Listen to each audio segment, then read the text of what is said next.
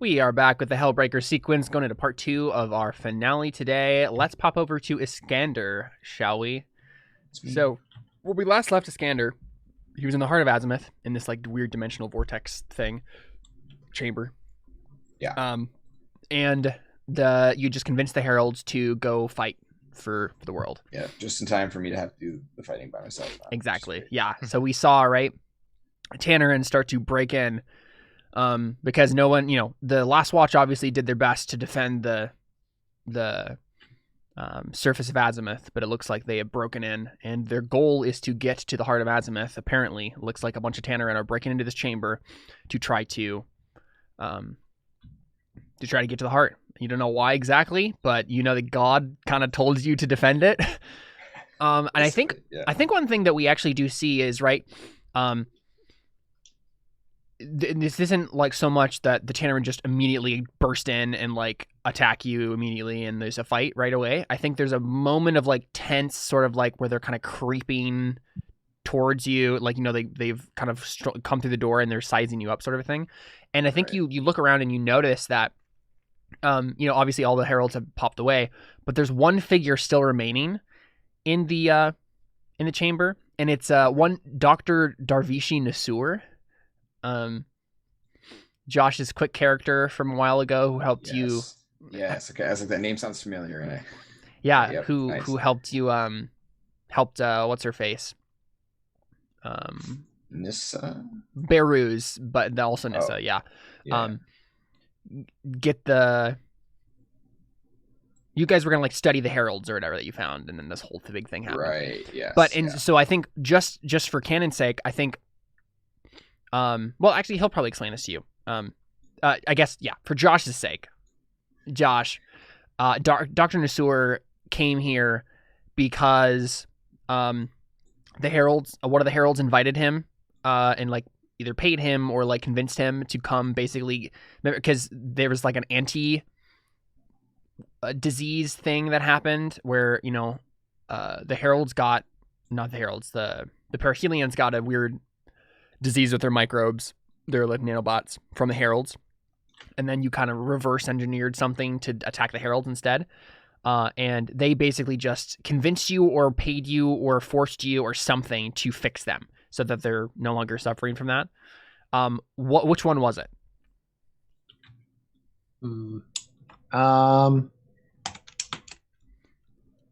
I feel like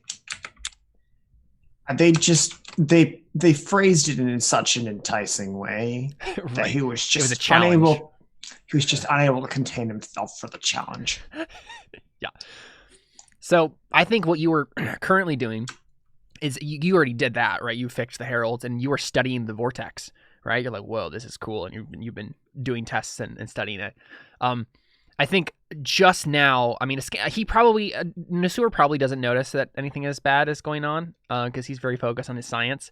But Iskander, I mean, I think you probably know who Nasur is. Like, he was a rather famous scientist of the Perihelions, right? So, but you see this guy checking out the vortex. Do I remember his name? Yeah. Okay. So yeah, I do have a question because it'll probably depend on change what I want him to do for me. I have a move that, like, if I tinker with my armor, I can give myself like a bonus to armor, basically. Oh, yeah. Do I have enough time to do that in this moment? Because I feel like I just got put here, so I probably haven't had time to do any of my things. Right. What is your actual move? It just says like when you have time to tinker with your armor and like camp, basically. Yeah, I don't think so. Yeah. Okay. Because I was going to see if he could do that for me, basically, in a more express. Oh, yes. Method. Sure. Yes. That's definitely something Nasur could probably pull off. Okay. So yeah, I think he looks over to Nasur and says, "Dr. Nasur, I believe we are going to be engaged soon. Would you mind looking at and I don't know what I'm wearing at this point, even like what my armor is. I think you're naked." Well, that seems like it won't serve very well for armor. Right? Like, I don't think you were anything but naked during that scene. Yeah, literally, butt naked. Yeah. You probably that's weren't. Okay, I think problem. I think you got clothes somehow magically because Magically. I feel I like the mean, it heralds would probably have said magically. something if you were just standing there naked, right? Probably. So let's say you're Yeah. like wearing, simple white clothing. Okay. I don't know when he's gonna be able to do the simple white clothing, but uh, yeah, I guess I like pick at my shirt or whatever. I'm like, I don't suppose you could make anything more resilient in, I don't know, the next 5 minutes.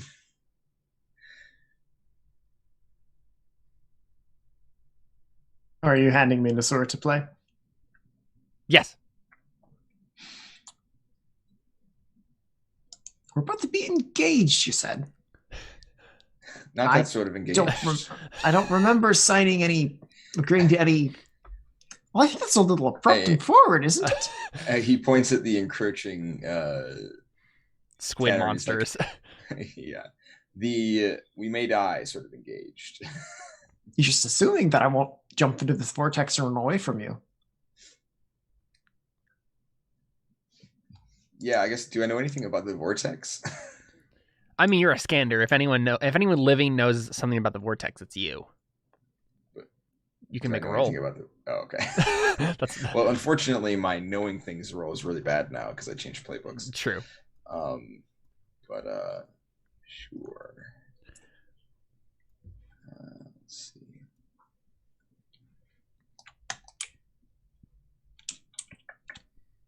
Honestly, that was supposed to be a throwaway comment, just to Right, obviously. explain, just to give an alternate explanation for engaged.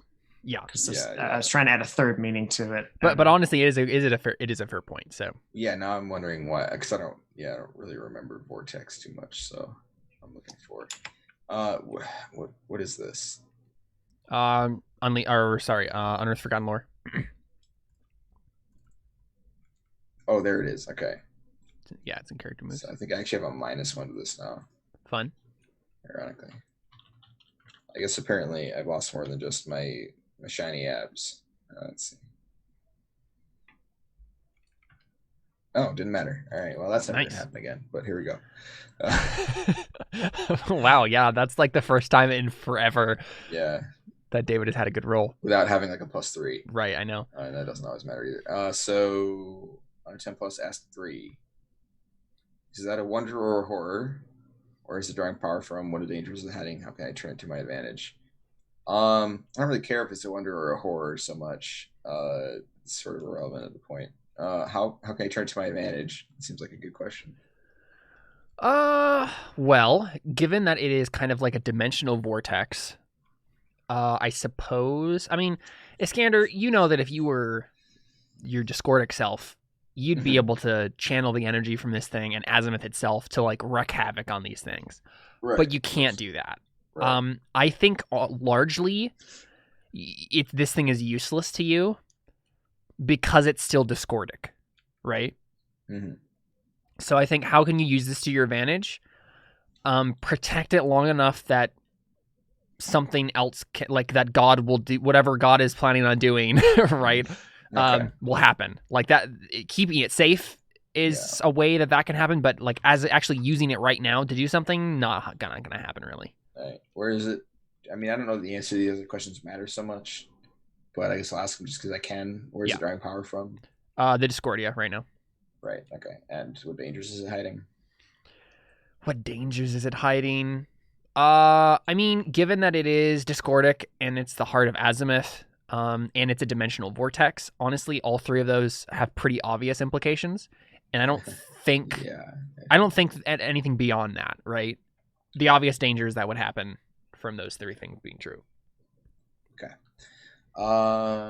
Cool. In that case, I think I say to him, but yes, technically, I was just going to say real quick, technically, either of you could jump into it and you would probably go somewhere. Like that is a true statement. Okay. It wouldn't just kill us. All right. It might just kill you. Right. But probably not Nisur. Yeah. So that somewhere would be possibly just to the grave. Got it. Yes. Yeah. So I'm like, I think that may be a poor experiment, especially at the moment, given the circumstances. Again, do you have anything you can do about my current state of equipment? Just gonna Are gesture you the fact asking me to give you clothing? I'm asking you to give me clothing that will do better at keeping me alive than what I'm currently wearing. It probably works something out. We probably have about 4.5 minutes now. I don't. Okay. Drums in the deep. What is around this place that I can fashion in very rapid succession? Some makeshift Iron Man armor. I mean, obviously some Warform Herald stuff. Okay. Is there also any Right, because I've been studying heralds. Exactly. So, like, okay. Cool. That should be easy enough to just. Technically, when I tool up, I get to add a tag to my clothing as well. Can I just carry that over to whatever he makes here? Mm-hmm. Okay, awesome. So, what kind of role would this be to? It would be a lore together roll. some herald stuff. Let me straight lore roll. I was gonna check. I'm gonna check what. Let me go back to the old sheets here. It's not really unleashed forgotten. There's not really unleashed power. Though it is use a device, so it could be unleash power. Unleash the power of your brain. So I was just gonna check what your Nursur's moves are here, and he has a specialty in robotics, and he has his weird outsider ability that you can get advantage on lore by taking no harm. I think the actual roll here is gonna be probably. I mean, it's probably diffuse. Maybe, I don't know. Diffuse or unleash power are technically things is that kind could of the happen. fallback one, right? Yeah. So generally doing a thing. The main thing, like unleash, I would say unleash power for sure, except for the fact that I don't think something could go catastrophically wrong. Right. You know what? This technically is me trying to get the use out of my ability that gives me more armor. So it doesn't have to be like anything super special. I think it should be unleash power though, because even though those options can be crazy, they don't actually have to be, right? So side effects can just be something that's sort of minor. Doesn't have to be crazy weird. But I think you're going to be rolling unleash power on the armor itself, right? The armor is the device in this situation. And you're trying to like lash it onto him in a way that makes sense. Okay. But yeah, if you want to, you can take a harm and get advantage on this roll. Or actually, I don't even think you need to, because you're a master of xenorobotics, and I think this carries over, right? Okay. Oh, so I get my automatically get advantage. I get my automatic advantage, so I don't stack advantage. Yep. Okay.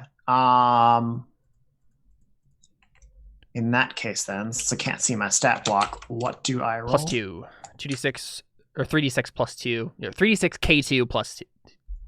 Yeah. Okay.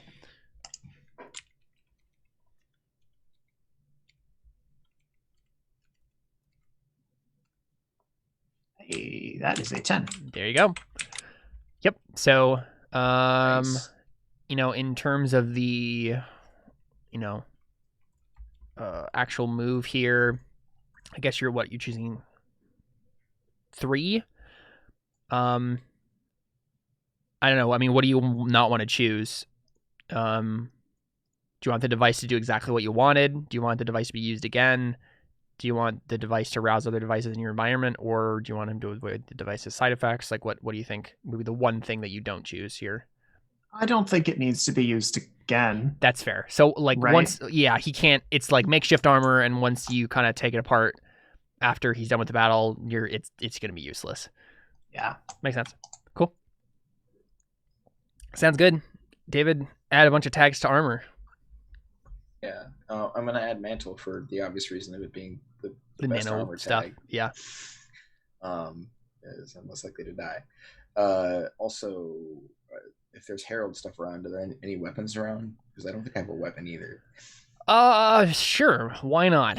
What? I mean, I probably can't like make it on fire. Yeah, it's probably just a sword that you can't set on fire with magic, but yeah. Yeah, pretty much. Awesome. Okay. Well, now I can at least make use of my stuff. Mm-hmm. What I mean, I guess it doesn't really matter. What tags does the armor have naturally? I mean, honestly, just go ahead and choose whatever tags you think make sense. Like armor's different for the heralds. Yeah. Based on the individual. So. Oh, okay.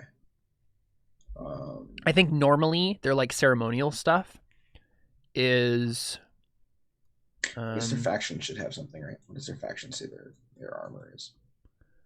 They're like right. That's what I'm saying. I'm trying to find it. It's camo and camo and mantle.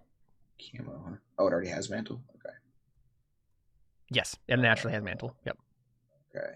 And I will. I gotta find the tags now.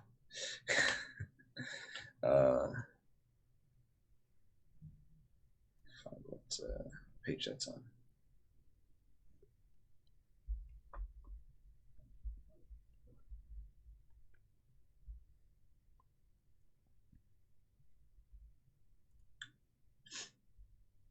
Is there any reason to believe that the Tannerin have any kind of like poison or any kind of corrupting influence in an area? Because I mean, they kind of did some weird stuff, but I don't know if that's anything I might expect. Because I could book sealed, and then I wouldn't have to breathe it in. I feel like I don't really remember that being a thing. Yeah, I don't think.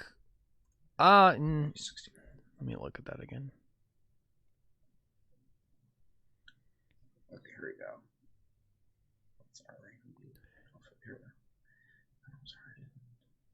Yeah, I mean, the main thing that you probably want is hardened. Stemming from radiation, hacking, psionics, and stranger forces. Yeah. Okay. That makes sense. Take that. Mm-hmm. All right, cool. So that is camo and mantle.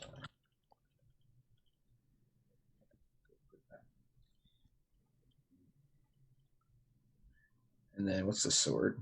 It's just probably like a close-in. Yeah, it's gonna be melee, and so it's not aberrant because I can't actually use the fire. So honestly, I think it might be just melee. Just melee, yeah, that makes sense. Okay, cool. All right. Yeah, I guess I turn back to the doctor and yeah, I guess like unless you have anything particularly devastating hidden up your sleeves, you might want to stand behind me. Yeah, and so this is my question next, right? Is what is Nasur gonna do in this situation? Yeah. Like he obviously sees what's gonna happen. He's gonna hide, but I'm sure he won't.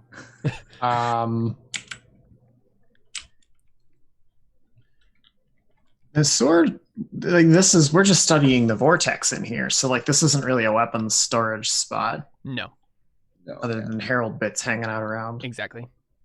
So I don't know if Sewer has any sort of weapons nearby. He could cobble something together, but I'm not sure he's bold enough to try that. Mm-hmm. You should turn herald bits into harmonia bombs and No, I think he just turns herald bits into a little box and hides in them. Okay. I don't know if that is an option, really. I mean, I don't really want to have him fight. Right, I'm pretty sure he would just get mauled and I wouldn't be very helpful. Yeah, that's fine. I was mainly wondering if you were going to try to do some sort of sciencey thing, right? Like to aid in some way. I mean... Right, you could try to tap into the vortex. That's an option. Seems kind of risky. Unearth Forgotten lore. What does Nasur know of the Tannerin? Okay, yeah, go ahead. Roll that lore. If you spend a harm, you can get advantage on this, but that's not really xenorobotics though. That's what I'm saying. Like because you don't automatically get the advantage.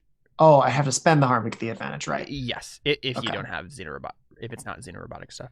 What is my what's my lore? +2. +2? Okay. I don't think I need to spend the harm. We'll just see what comes up, I guess. Sounds good.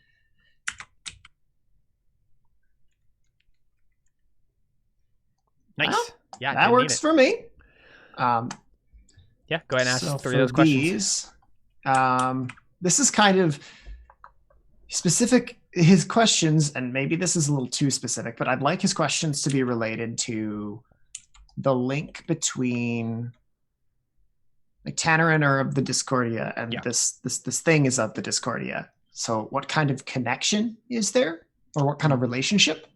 So the questions I want to ask then, if I can, would be, how can I turn their connection, or like that shared power? How can I turn that to my advantage? Yeah, and that makes sense as a question given the context. I think honestly the thing you think of, and you've been studying the vortex for a little while, so I think you know what David knows with that roll that he made too, right? I think you kind of realize that connection. You see the kind of same. Maybe you have a little weird, scanning device or something. You pick up the same radiation, off of them. I think to you realize, okay, they're both extraplanar, right? That there are 2 realities of this universe. One is physical, and that's the one you're more familiar with, but you've been starting to figure out in your study of the heralds and the vortex and so on and so forth, that there is another reality, and that is the spiritual, or you would probably call it something different. But that's really what's happening here, is these are both spiritual beings. The vortex, whatever the vortex is, right? Whatever the Heart of Azimuth is, and whatever this, these things are, it is not physical. They're using physical bodies to do things on this plane, right? In the world. But if you can tap into the same wavelength using something, right? If you can figure out how to affect the other nature, that's probably going to be your most effective tool. Okay. My character has some experience in, so he might be able to help. Yeah. With that. But I mean, honestly, one of the things that comes to mind, right, is if you could somehow tap into the vortex, because it's the same type of thing, you could probably damage these things with it, right? Because it's gonna attack them at their core, not at the weird meat sacks that they're embodying right now. Current working theory is it's a vortex. They're attuned to the same kind of thing that this is. How could I turn the vortex in such a way that it either just attracts their attention or it actually sucks them in and kills them? Right. Yeah. Here's what you gotta do. You gotta attune it so that the destination that it sucks them into is the giant rift in the sky that's pure harmonia, and then they'll pop in there and be like, ah. I mean, that's totally an option. I'm not curious if one is capable of, if I'd be capable of tuning said vortex. If anyone could do it, I think Nasir can. All right. What are your other questions? Yeah. What dangers is this hiding, the relationship between them and this thing? Because you are not, because you're going to be handling energies that you're not familiar with and function on a different type of reality than you're used to, your own soul is at risk in this endeavor, right? You could do something to a part of you that you can't, control with science. Could be damaged by using these powers. Okay.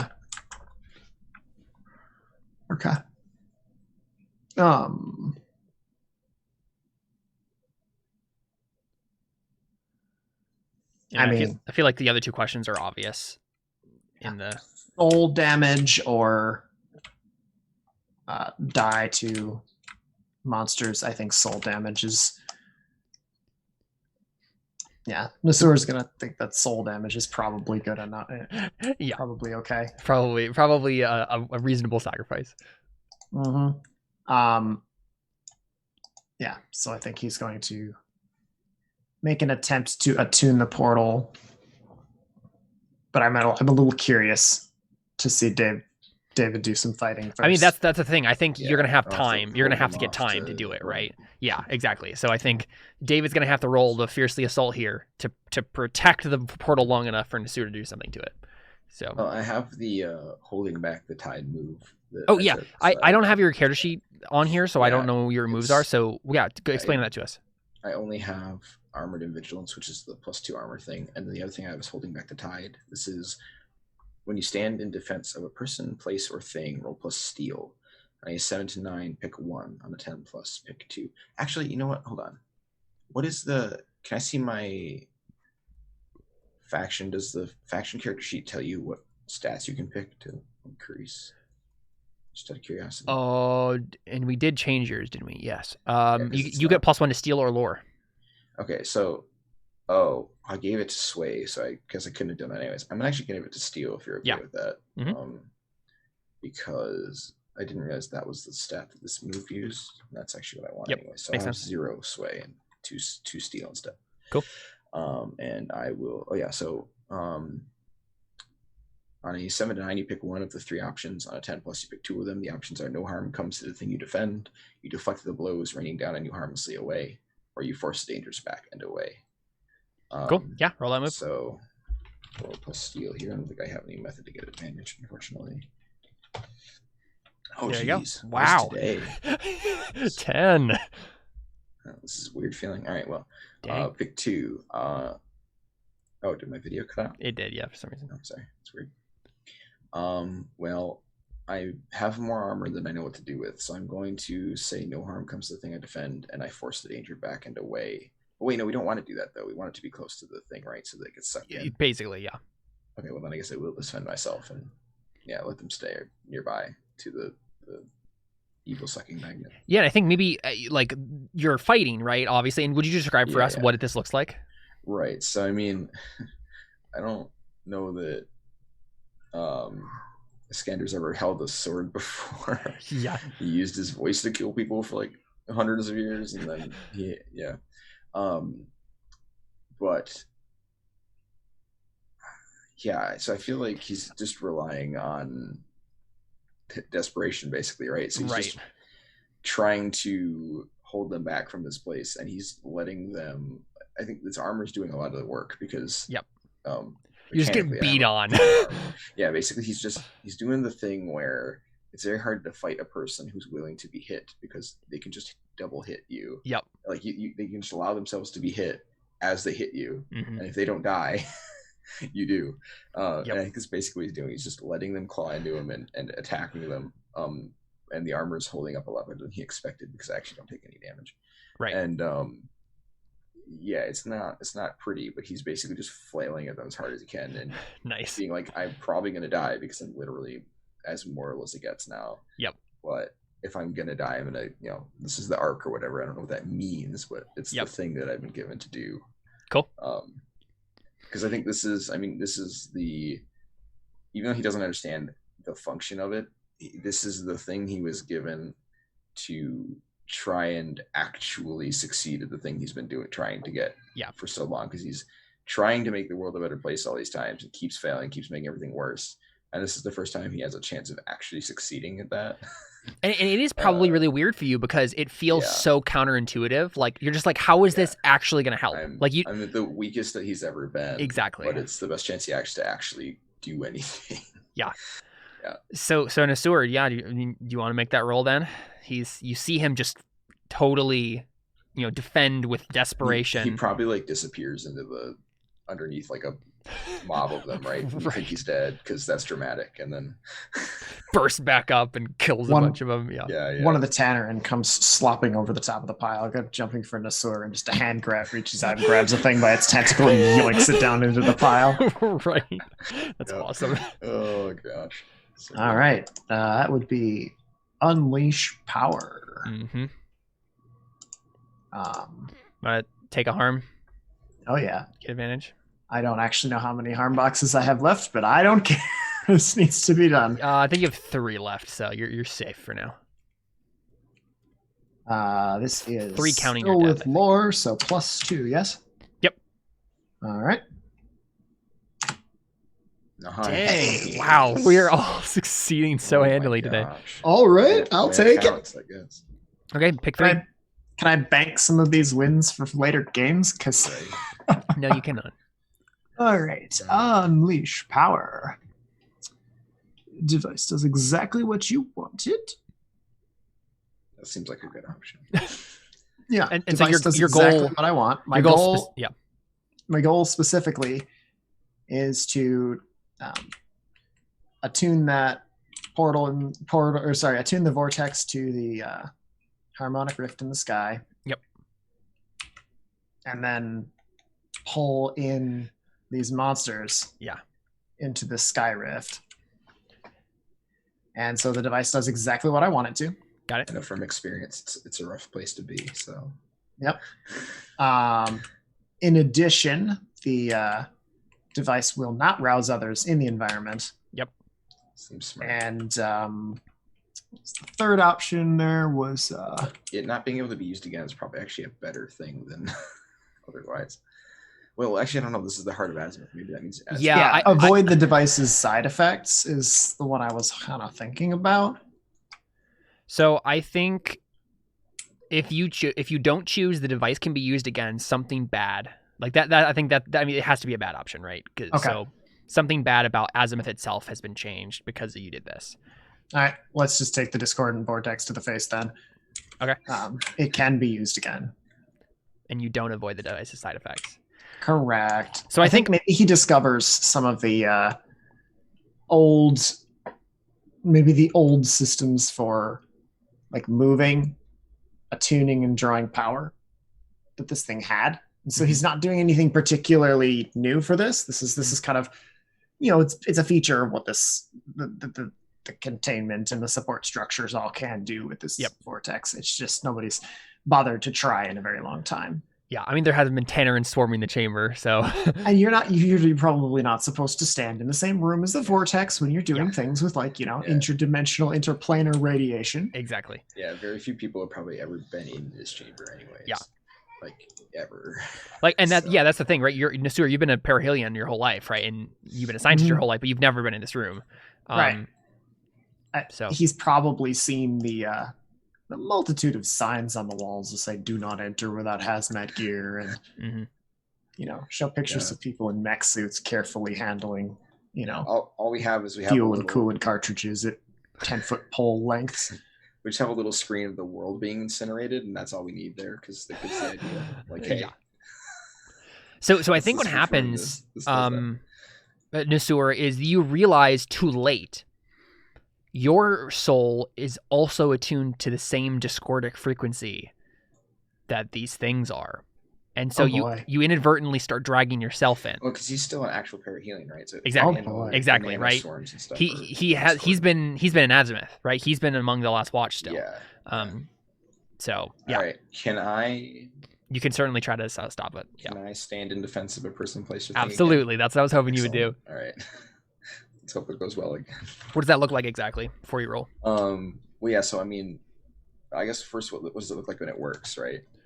I mean, right. Obviously, I don't know, Josh. What do you think? How would they get sucked in exactly? So I think some of the articulated structures on the walls kind of suddenly swing out and into position, kind of aligned with the vortex in the middle of the room. Yeah. Nice. Stuff that maybe was kind of off to the side, you weren't sure what it was, but it turns out like these are big arms holding like canisters and circular things, and it's unclear precisely what they're doing, but there's some bending of the light around like there's like a hollow cylinder that gets pointed directly at it, and the light kind of bends around it, like a heat wave or a mirage, but a lot more directed and formed. Nice. And there's this hum that kind of reverberates through your body and through basically everything. You that feeling when you've been pushing a push mower for the past 15-20 minutes and your hands start to go numb.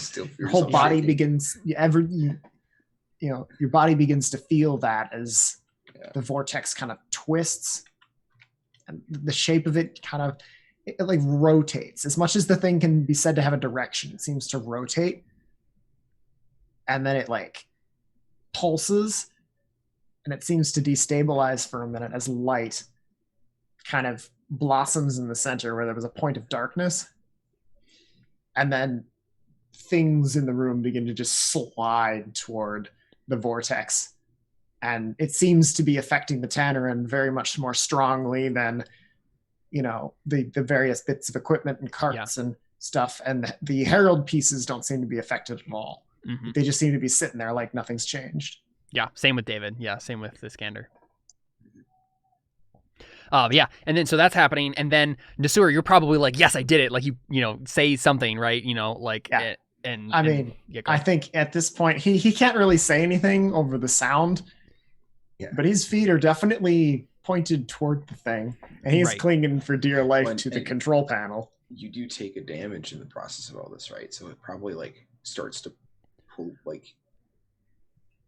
that's actually probably what kills you. That's probably what does it, right? Is because that's what you're doing. You're using Discordia, right? When you do your outsider move, right? When you damage yourself, and so it picks up on that signal as you use it, and then just starts dragging you along too.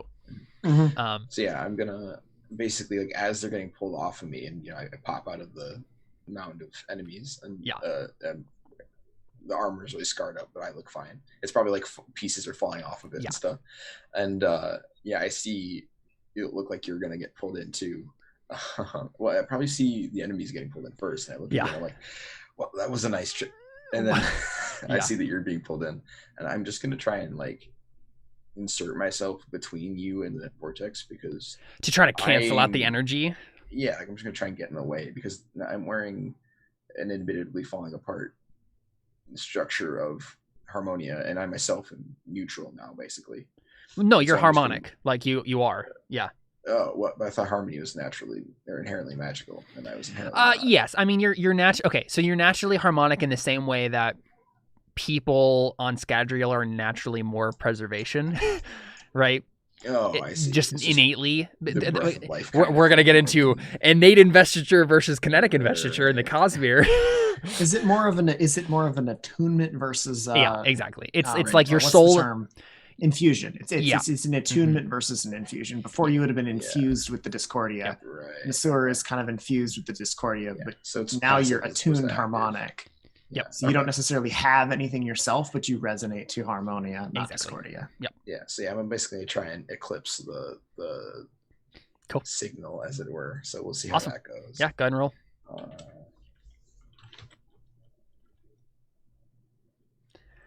All right. What's the 7 do? Still a success. So I get to pick one of those three things. So I'm going to say that. Where is it?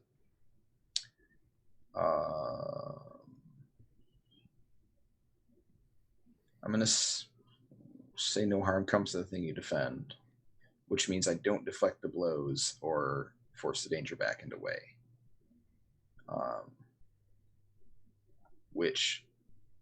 So, I mean, I'm not sure what forcing the danger back and away would look like in this case anyways, but... switching off the machine? Yeah, I guess that's true. What's the wording on that again? So the options are no harm comes to the thing you defend. You deflect blows raining down on you harmlessly, and you force the danger back and away. I only get to pick one. And I'm thinking if I pick no harm comes to him, is he still in danger of it since I haven't forced it back and away? Or yeah, I think in general he will be, but right? That just means like you have to get out of this chamber, right? Right. So I mean, I'd probably be better off letting him get hurt a little and turning off the machine. Probably. Right. Okay. So I mean, he's probably gonna like try and move with him to the machine so he doesn't get sucked in. But yeah, doing that slows him down and it like hurts him some. But he's able to force the danger back and away. But I also get hurt here. So cool. So he takes some damage and I take some damage. But yeah, I'd say 3 harm generally, and it's from weird psionic stuff, right? So if you have hardened. Is he able to take less damage than me since I'm trying to like prevent him? I'm like literally in the way. And also yeah, I think he takes 2. Yeah. Okay. No, I'm not trying to kill him. All right. So I don't think I take any damage. I don't get hurt at all, actually. Right. I think maybe what we can say, just I mean for flavor stuff, maybe the rest of your armor Yeah, well, takes the rest of it. The way that armored vigilance works is every time I take damage, the bonus goes down. Oh, nice. Until it's gone. It's ablative, and so it automatically does that no matter what. It just doesn't do enough damage with hardened and mantle combined with vigilance to actually hurt me. But I'm fine with the armor just coming off at this point. I think it's cooler. Yeah. So yeah, the rest of it pulls off. Cool. Yeah, and so I think part of what happens here, Nasur, right, is you were drained and winded before, you get hurt and then mangled. So you have a -1 to a particular stat and then a -1 to every stat. So you're messed up. You're like almost gone. And that's just because you felt it. You felt your soul being like torn up, right? Mm-hmm. As it was being sought. It was like the vortex was like, come be purified. And when you weren't being drawn into it, when he's holding you, it's like part of your soul ripped out and went into the vortex it's anyway. Literally like, I can't carry the ring, but I can carry you. And yeah. But I think part of what happens too is your nanoswarm physique gets sucked in, right? Because it's discordic naturally. And so that probably that probably messes you up because the perihelions beforehand, right? They were a lot of their stuff worked off this. I like the idea that it looks like the shape of a person, but parts of it are like a cloud, like actual clouds. So there weren't enough left to make a solid structure. So it's just a shape of a cloudy shape of the structure. Yeah, and it's so funny because it's like literally this is happening, right? Where like a humanoid shaped like cloud of nanoswarm like just gets sucked in, but it also is metaphorical for like part of your soul getting like sucked in too. Fortunately, Azimuth has a lot of places to fix you. True. Yeah. So that's good.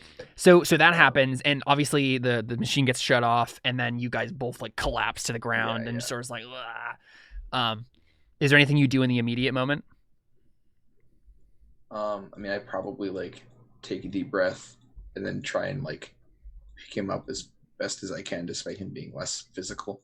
And I'm gonna try and find one of those like. Because the resurrection pods or whatever. Yeah, the readout has those. Like, if you take the dead people here, they'll come back. Yeah. I assume you can also just reconstitute people there. And so I'm going to try and find one of those to. So I think the tank. Basically. I was going to say, if you do that, there's a possibility more Tannerin are going to get into this chamber. Oh, okay. Right, like the threat has not entirely passed, specifically because you turned the machine off, right? Obviously, that horde of Tannerin is now gone, but if any others are going to get in here.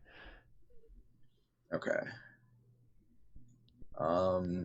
So, in having his, like, Discordia and Nanoswarm and stuff, like, mostly destroyed, does that mean he's less discordant than he was? Is that the idea? I think so. He's, like, on his way. Okay. But like, it's not the natural kind of it's the difference between reformation and revolution, right? Mm-hmm.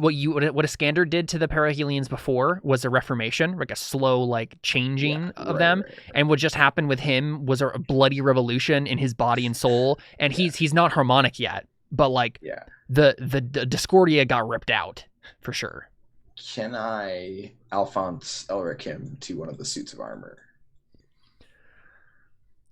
In some way. I mean, he would probably have to tell me how to do it, to be fair, because I don't think that's the kind of thing I would understand how to do. By Edward... But, like, can I pin him to a suit of armor so that he doesn't disappear, I mean, as it stands right now, he's not going to, like, die or, like, become ephemeral. He's just very, very damaged, right? That's good. Okay. You can, like, I assume you probably bandage him up like a normal person would. Because some of his, like, skin and flesh got ripped off, too. Yeah, I suppose, I guess I'll do whatever is like the most logical thing for maintaining his health at the moment, I guess, based on however nanoswarm physiques are repaired. Yeah.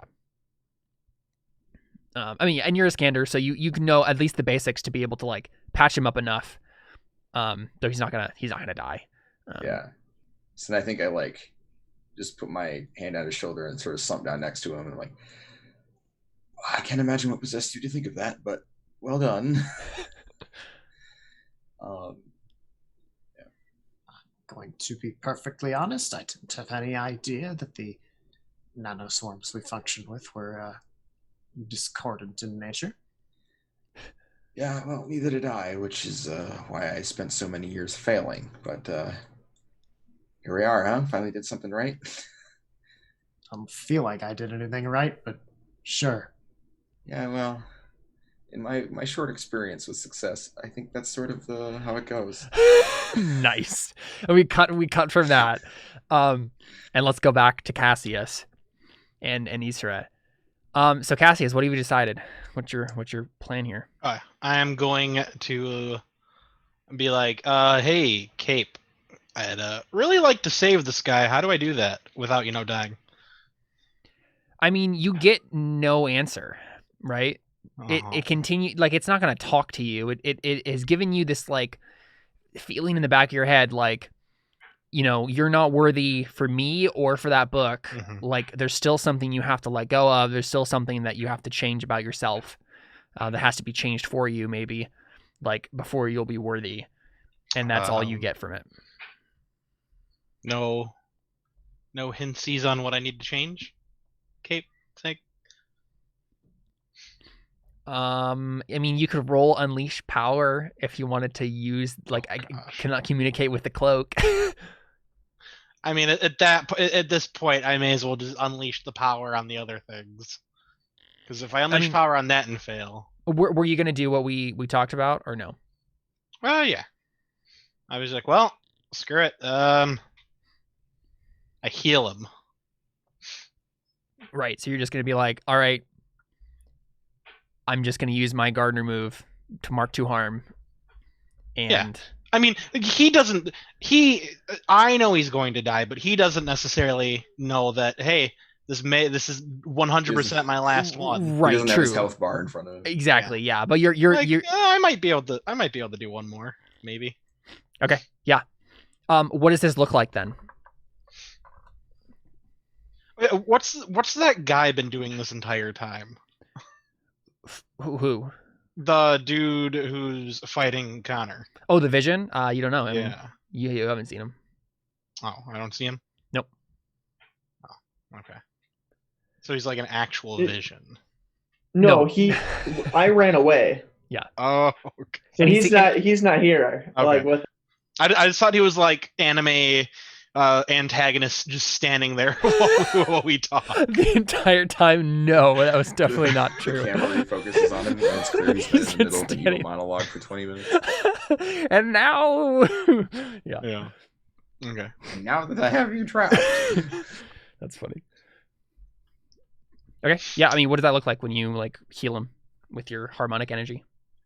Well, I kneel down and I say to Eastern, I'm like, well, I probably got one more of these in me, maybe, perchance. But if not, if I die, use the book on the big machine. And use this cape, too. Take it and use it. What that means, I don't know. Easter I put my hand on your shoulder. I'm like, it'll all be revealed to you the moment you need it to. Yutsura is super confused at first, and then I think she finds herself nodding, like, okay, got Emperor. Okay, and then I invest some of my holy energy into friend. Like, Capital I. Yeah.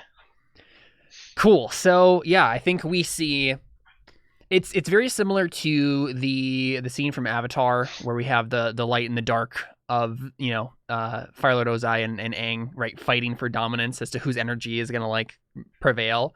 And so we see this kind of, and I don't know if this is it probably is happening like physically. You can probably see this Isra.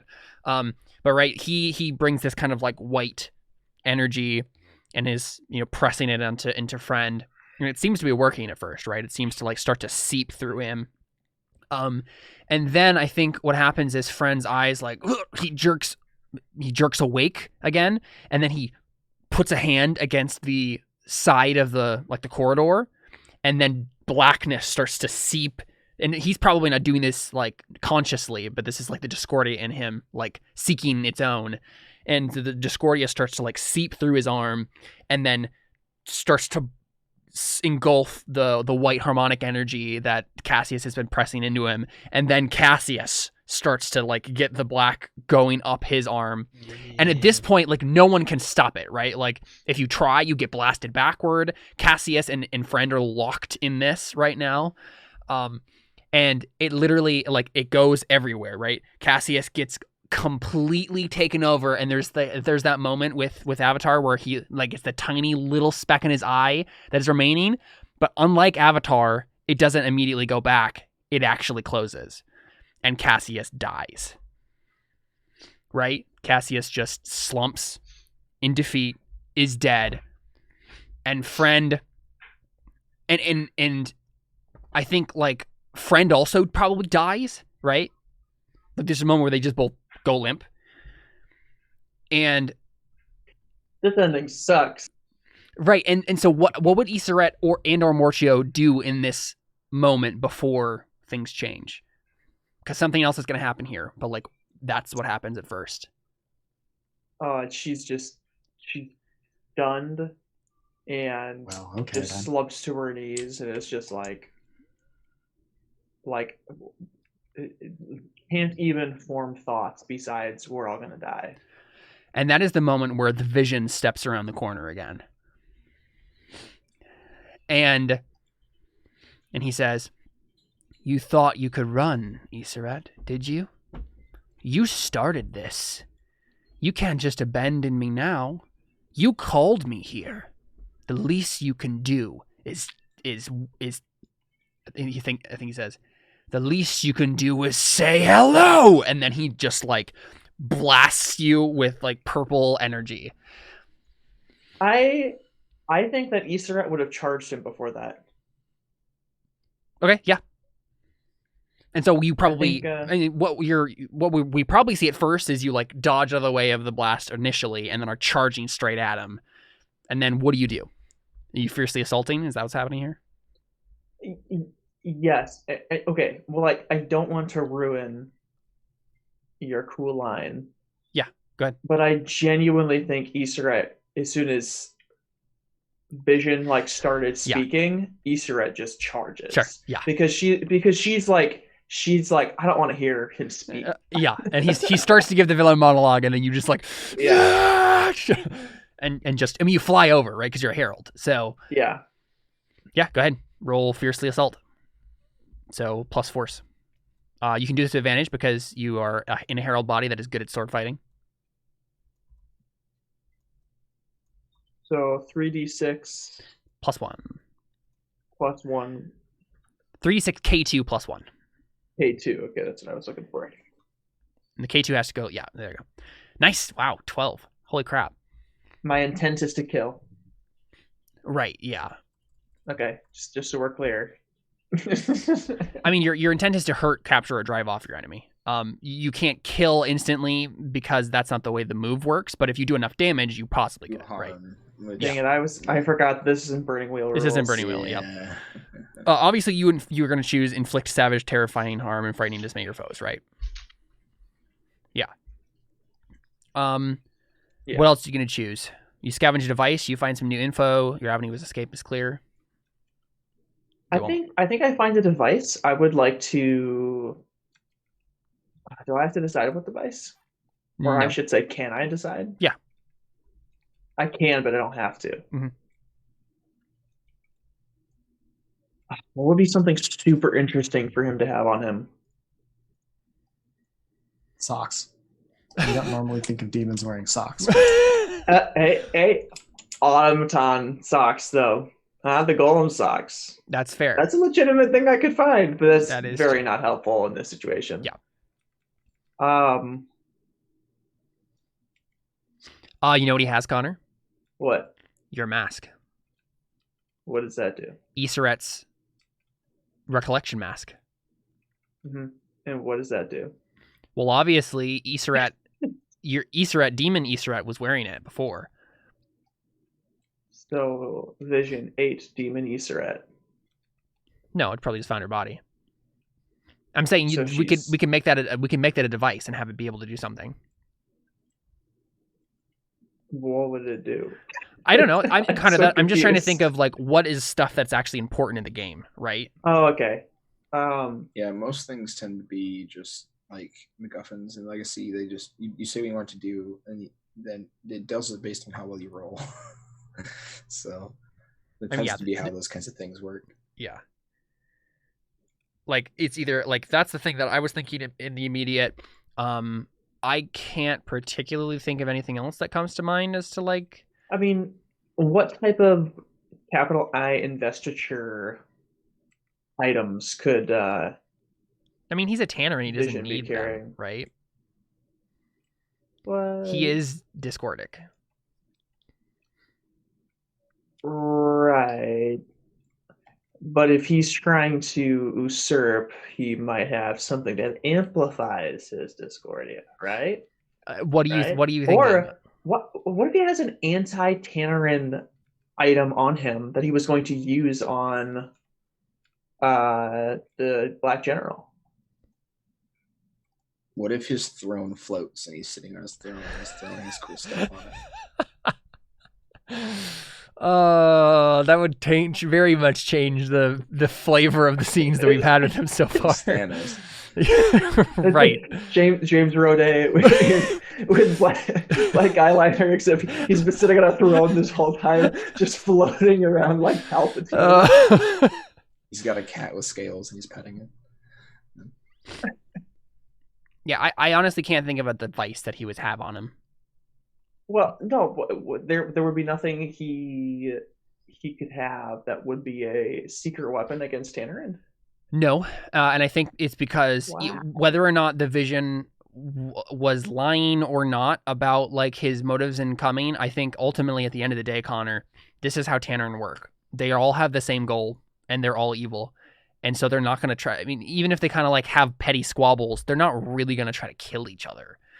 Like he's going to care. This is the thing. Like once the end of the world is like actually a possibility, the Vision was probably immediately like, all right, let's go burn it all to the ground. Let's go. This is what we're here for. Right. But that's not the character I set up.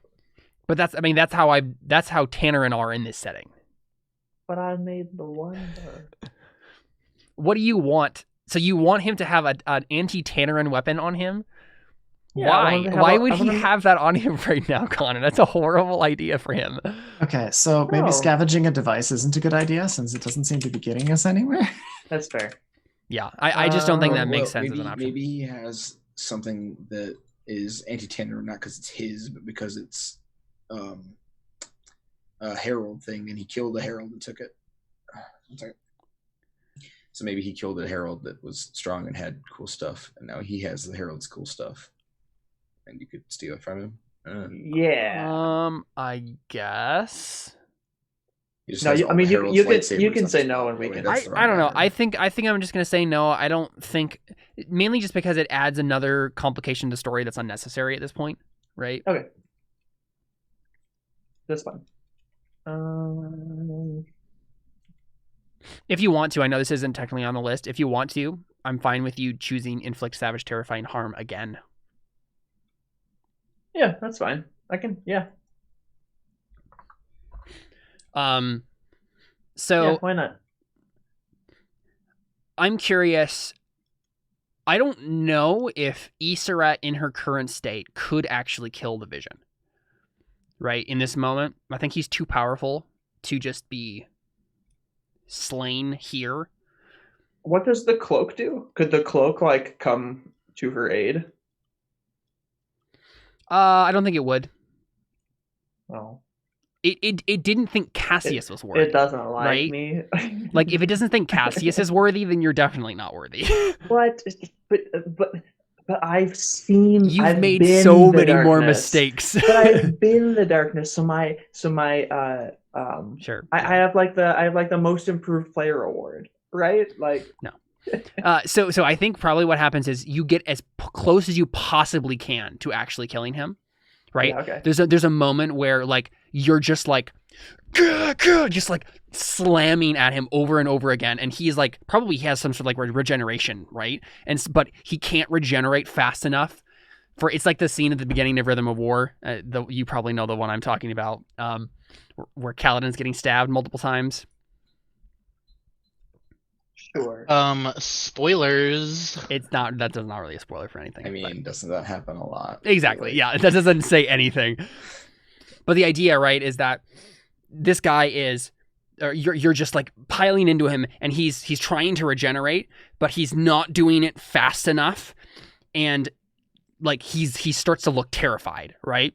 Because like you're wielding the flaming sword of a herald, and he realizes, okay, this actually could kill me. Like I didn't think it was. So I can kill him. In theory, yes, but just thematically, it doesn't make sense for you just to insta-slay this guy. And so there's definitely a moment where, and this is the thing, even with 2 like savage, terrifying harms, he has enough armor as a Tannerin to like not insta-die, right? And so we see this moment, and you're just like, I roll again. I was gonna say, you're piling into him, and he charges up one like last like blast of discordic magic, and he just like blasts you against the wall, and you collapse for a second, and there's a moment of like breather between the two of you, and he stands up, and like part of his face is starting to like heal again, and he says, "I created you, Iseret. I've been watching you since the very beginning. I'm the one who gave you him," and points to Friend. You don't think. She stabs him again. And I mean, right, and I think you just stab. Right, and I think he does it again, where he just like kind of like flicks you away and bounces into the wall again, and he said, "Don't interrupt me when I'm speaking." Yeah, she cannot stand his evil monologues. Mm-hmm. But I think he just says one last thing, and then something else happens. But I think he just says, "Oh, I have no problem with the evil monologues." Right, I know. That clear. Okay. He looks at you and he says, "This was all part of the plan, and so you are not going to kill me here. No, not today, not ever." Okay, and then, so this is where the cloak just like envelops his head. No, this isn't. It's Doctor Strange. No, so I think what happens is he says that, and then he's breathing heavily, and he looks over at Cassius and Friend, and he just like squints, and he's like, "The fool! He pushed so hard that he killed himself." And he looks back at you. "Your friend was never going to turn against me. Not when he is my child." And he probably doesn't mean that in a literal sense, but I was gonna say, your friend's dad? No. How come you never invited me over? And he just shakes his head and he says, "This is why we have won over and over and over again. Because of stupid, pointless sacrifices like..." And then we cut, and we're suddenly in a completely white space, right? And we see Cassius. And Cassius, you're standing, and it's very familiar to us, right? It's like the Rift of Harmonia. It's that kind of same space that Iskander was in before. This white marble floor. Everything's kind of heavenly and hazy. And we, more feel this than anything. It's more of like an impression than a voice. But you basically hear, "You sacrificed yourself." And it's almost a question. Yeah, a little premature, but well. And he says, and then whoever this is says, in some sort of like kind of weird spiritual impression on you, says, I mean, this would be the moment in Stormlight where he'd say, "These words have been accepted," or something, right? Like, but instead I think we hear, I'm trying to think of a good line here.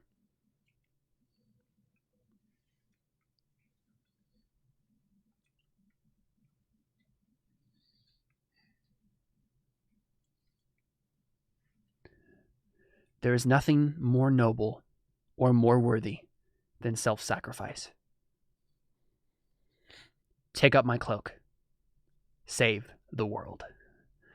And then suddenly Cassius starts pulsing with white harmonic energy, and he's what's his face, the Vision was in the middle of saying, like, this is why this happens over and over again, why we do, because of stupid sacrifices, like, and then Cassius blazes to life with hot energy, and his hand is still on Friend because they're both on the ground at this point, right?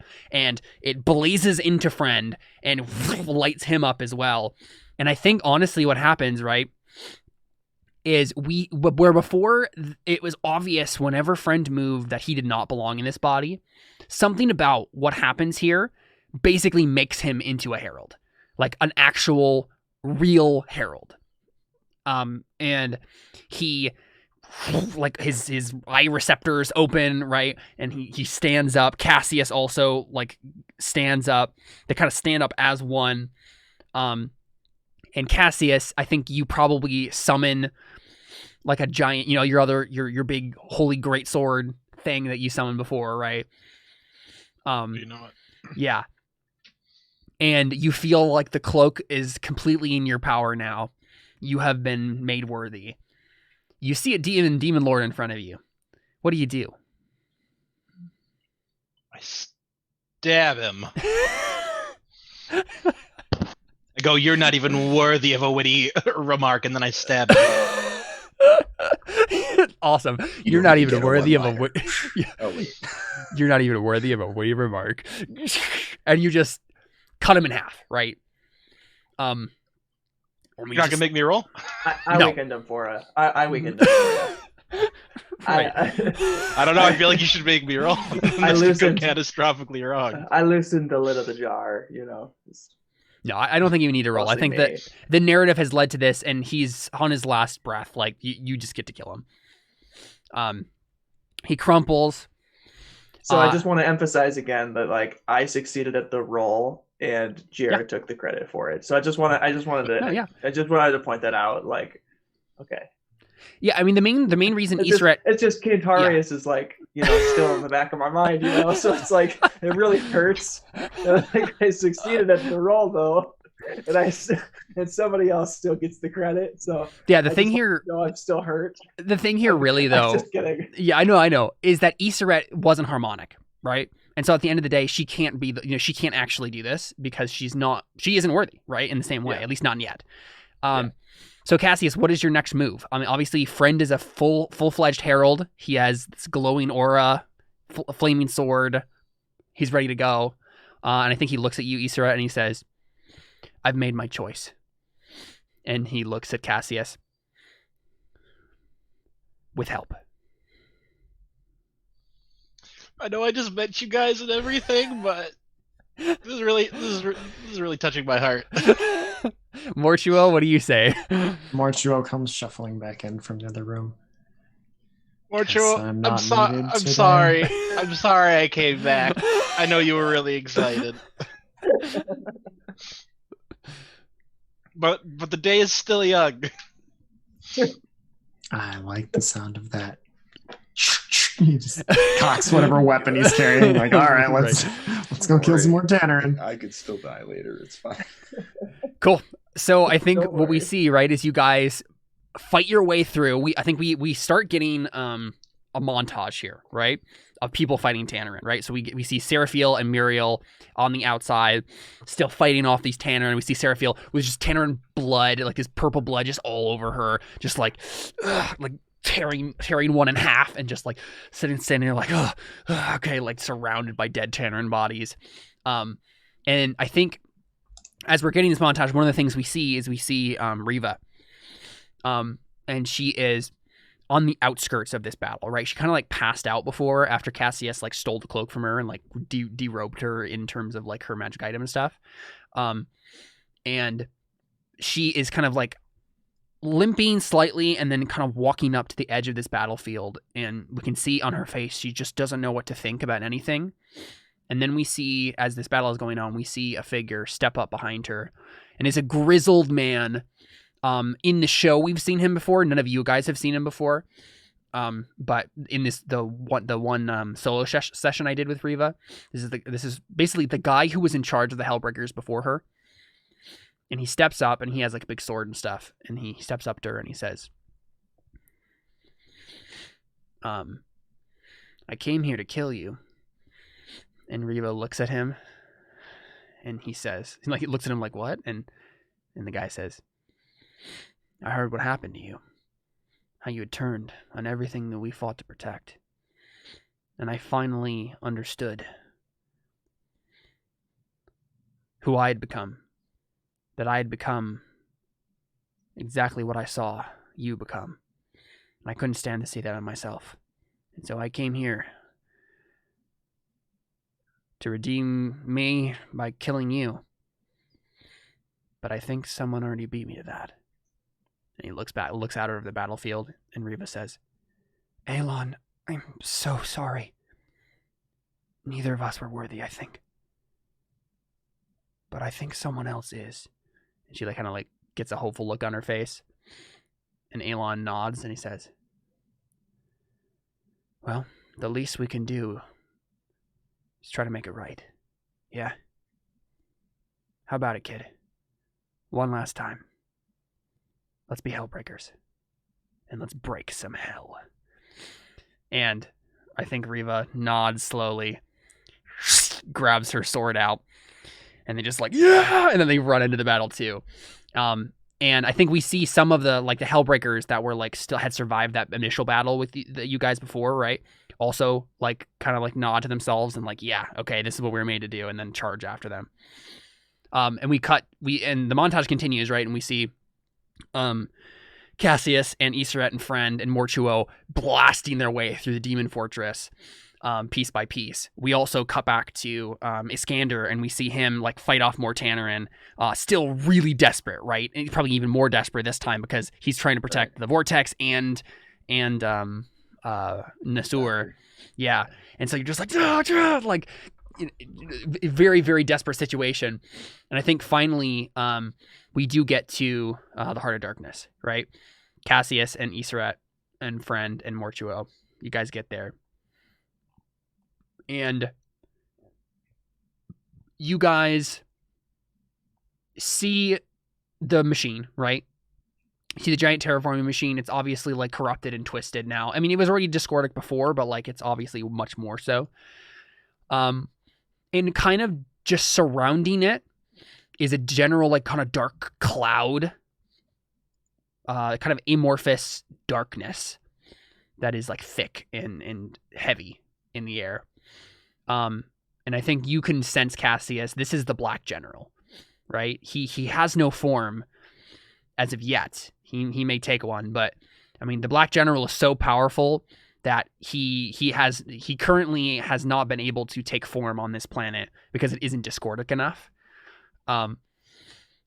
But he's here, right, in sort of a kind of spiritual sense, kind of protecting the terraforming machine. And then I think before you can do anything else, a couple of other people step in front of you, and it's Episkiadzos and his son, Paleocosmos, who has, he took on the Eris, the weird kind of tapestry magic thing before. And they're facing you. And I don't know, Josh, what does Episkiadzos say in this situation?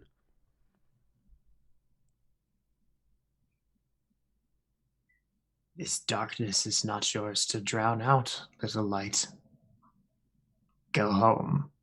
You've failed. It's here and it will continue to grow.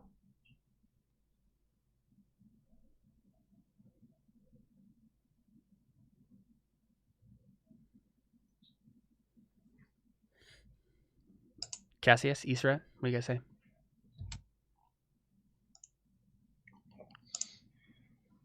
Sorry, my headphone cut out there. I didn't hear anything that was being. I thought it was awkward silence. Oh, no, yeah. Episkiadzos turns his eyeless face toward you, Cassius. This darkness is not yours to overwrite, little light. Go home, you've failed. It's here, it's taken a foothold, and it will continue to grow and continue to expand and influence until all the world's discord and beauty. I don't think Easter Ed says anything. I think he just looks to Cassius. Or I just do yeah. some finger guns, and I'm like, no. And then I shoot lasers from my finger guns. Of course. So I think, Cassius, you start to do that, and then I want you to roll diffuse. Someone takes a sniper shot to the back of your head. How do you get out of it? Wait, what? I think we get this shot where you're like, no, and you start to do something, and we get a shot from like an alcove, right? This is giant, enormous kind of vaulted ceiling chamber, and there's a little platform up on like the side, like in the back of the chamber, and there is a man in dirty Last Watch uniform, with a sniper rifle pointed at the back. It was like terraforming rifle, right, pointed at the back of your head. And we recognize this guy as the traitor to the Last Watch that you were tracking down for a while, Okay. and he escaped. Gotcha. So how would you roll to like get out of this, to like not be shot in the back of the head? Am I still dead, or did that, heal me? Everything's healed for you, yeah. Okay. I'd probably try to make a shield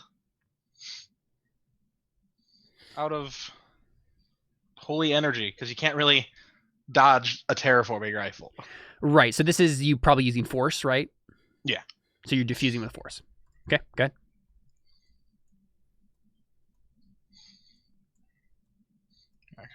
Okay. That's +1 for you. Yeah.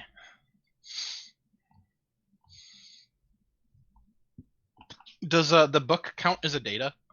No, it's a tech. Oh, it's a tech. Okay. Yeah. 2d6. And I'll just add +1 afterwards, because that is a 6. Oof. Connor, wanna help me? What would I be rolling to help? You would just decide what it is, right? How you were doing it. So he's getting shot in the back of the head. He's gonna try to like bring up some holy energy to block it, but he doesn't do it well enough, apparently. I mean, I guess I've tackled him out of the way. Okay. So like steal, maybe quickness. Oh, I'm tackling the guy. I mean, that's not really. I mean, your physical. Oh, yeah. I guess. Okay. I attack the bullet with my sword. It's a terraforming gun. You Good. could try to tank it. Or would that be steel too? That would be steel. Hilariously, Can force does I- not seem very well suited to Yeah. I know. defending something. Can I throw my sword at the sniper rifle guy?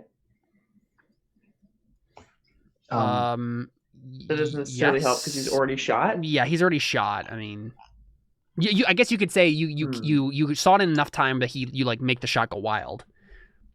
Yeah. Can I do that? Can I throw my sword at him? Yeah, that would be steel, I think. Because it's about quickness, right? It's not physical exertion, really. It's about like how quick you can do this. Yeah, I mean, I guess I could tank the shot, but does that mean I take damage instead, or am I with my herald armor like absorbing the blow without taking damage? Like, if I say that's me taking force, it would are you gonna function make me die? as it would function as per the aid rules, right? So if you got it high enough to just make him succeed, then that's then cool, nothing bad happens, but you'll share in his failure if something bad happens, right? If you don't get high enough on the roll. And no matter what, he's going to do a 7 to 9. But this is the point. So we'll probably both die. I was going to say another thing to consider here is if you do decide to go to do the steel route where you're going to throw the sword, you will get advantage because you're good at sword fighting with the herald body. Oh, okay. I think that's worth it then. Okay.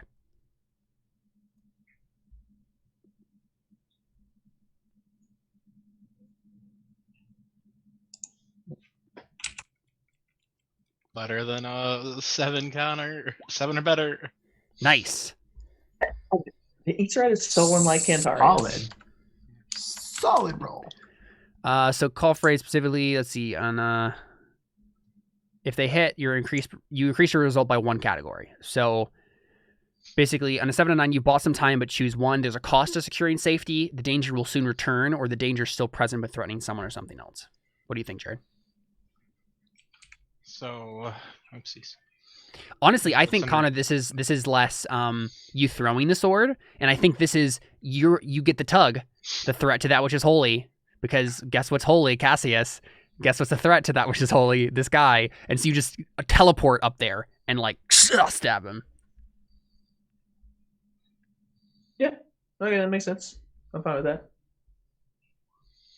The danger is I don't still see, present, but threatening someone or something else. Makes sense. Now Easter Ed has to fight the guy up on the platform, right? Okay. I'm down with that. And honestly, this is probably what happens, right? Like the shot goes wild because you bring up your shield, but nothing happens because the shot goes wild anyway. And then Episciazzo's probably like does his words of madness and power, and then a fight breaks out down there, and then Easter Ed's fighting the guy up there, right? That's probably what's happening. So let's have Easter Ed and Cassius both roll a different fiercely assault. Right. So I technically have ammo again. If Yep. we're yeah, I'm gonna go with the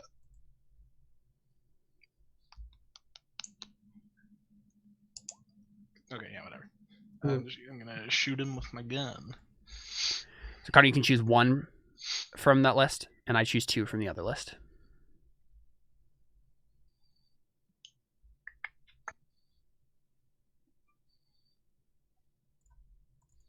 I have 2 tech, right? Now? Because I have the cape in the book. Yes, technically true. Yep. Okay. And if I use a tech, that gives me advantage? Only as a family, not as a character. Oh. Yep. Stinky. All right.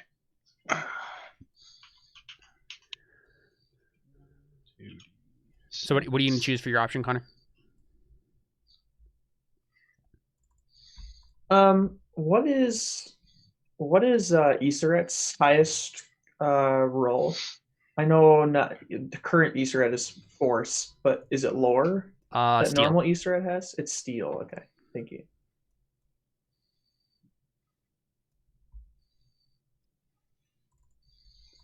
Okay, so I think I'm just gonna do inflict harm.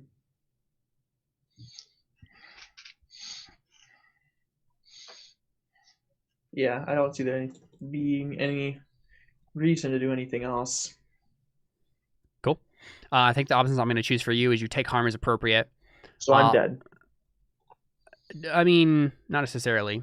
You're going to take 3 harm, but you also have mantle with your armor, right? So you can activate your armor, and I thought I had hurt or bathed in blinding light. No, you're just drained and winded. It was just Friend who was more hurt than you. Okay. So now you're bathed in blinding light. Okay. Because you take 2 instead of 3 because your armor. Okay. And then I'm gonna choose the situation is stabilized and chaos will follow. So I think you kill the guy, right? Okay. Would you like to describe that for us?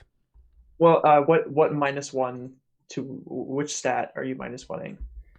Up to you. Or do I decide? Up to me? Probably just up to the situation. So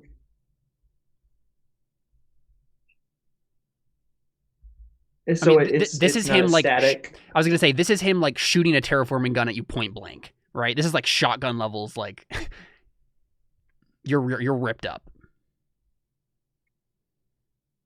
So I'd say either Steel or Force. Okay.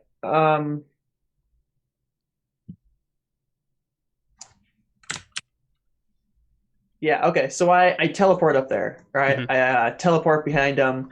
Who is this guy exactly?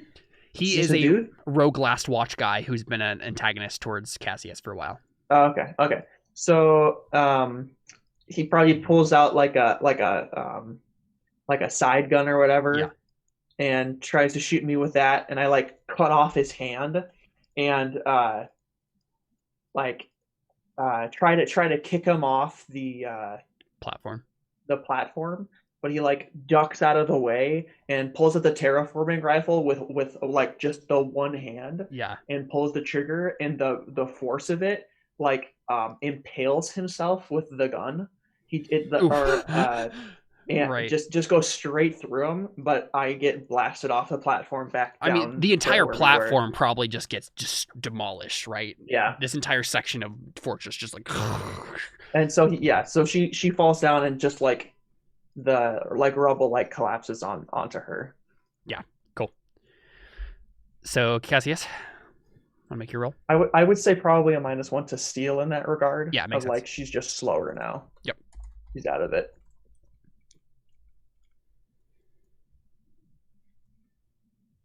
Muted, Jared.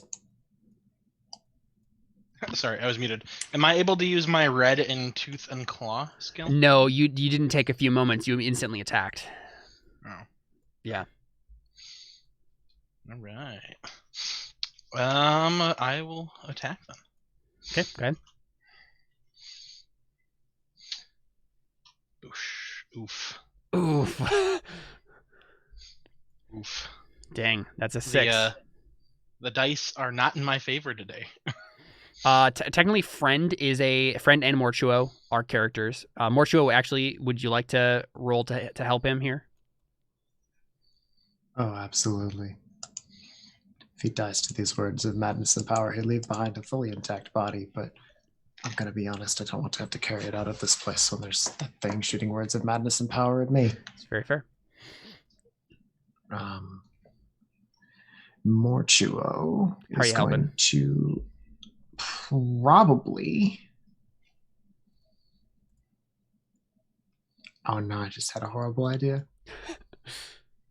It wouldn't work, of course, so I'm not going to try it. But I think probably he's going to try to shoot his terraforming gun very quickly, just kind of in the general direction of Episkiadzos, not intending to hit him so much as distract him. Right. I don't think he has enough time to set up and take a careful, proper, calibrated shot. I think he's just trying to take a shot to distract, to see how quickly can he react to Cassius's attack and give him some sort of distraction and support. Cool. You do steal then? Yes. Yep. Sounds good. Because the only other option was to try to make him look as sexy as possible. That's us who has no eyes. I'm not about to try to roll sway for this. I'm not Jared. You have to use the skin removed from Powered by the Apocalypse. As long as you take them off your clothes and let them go away. Oh no. Yep. Yeah. Oh no. Oh no. Oh yes. 10. Woo! All right, so it becomes a 7. 7 to 9 rather. So you can choose one option from the character list, Jared, and I choose 2 options from the GM list. Okay, so character moves, fiercely assault. I'm I'm going to choose you take harm as appropriate, like I usually do, and others will come after you. I mean, should I do it? Should I? Oh, wait.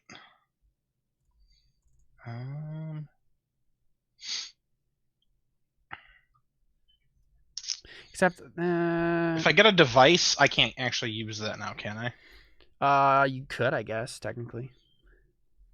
Well, I just technically got 2 devices and I can't use them.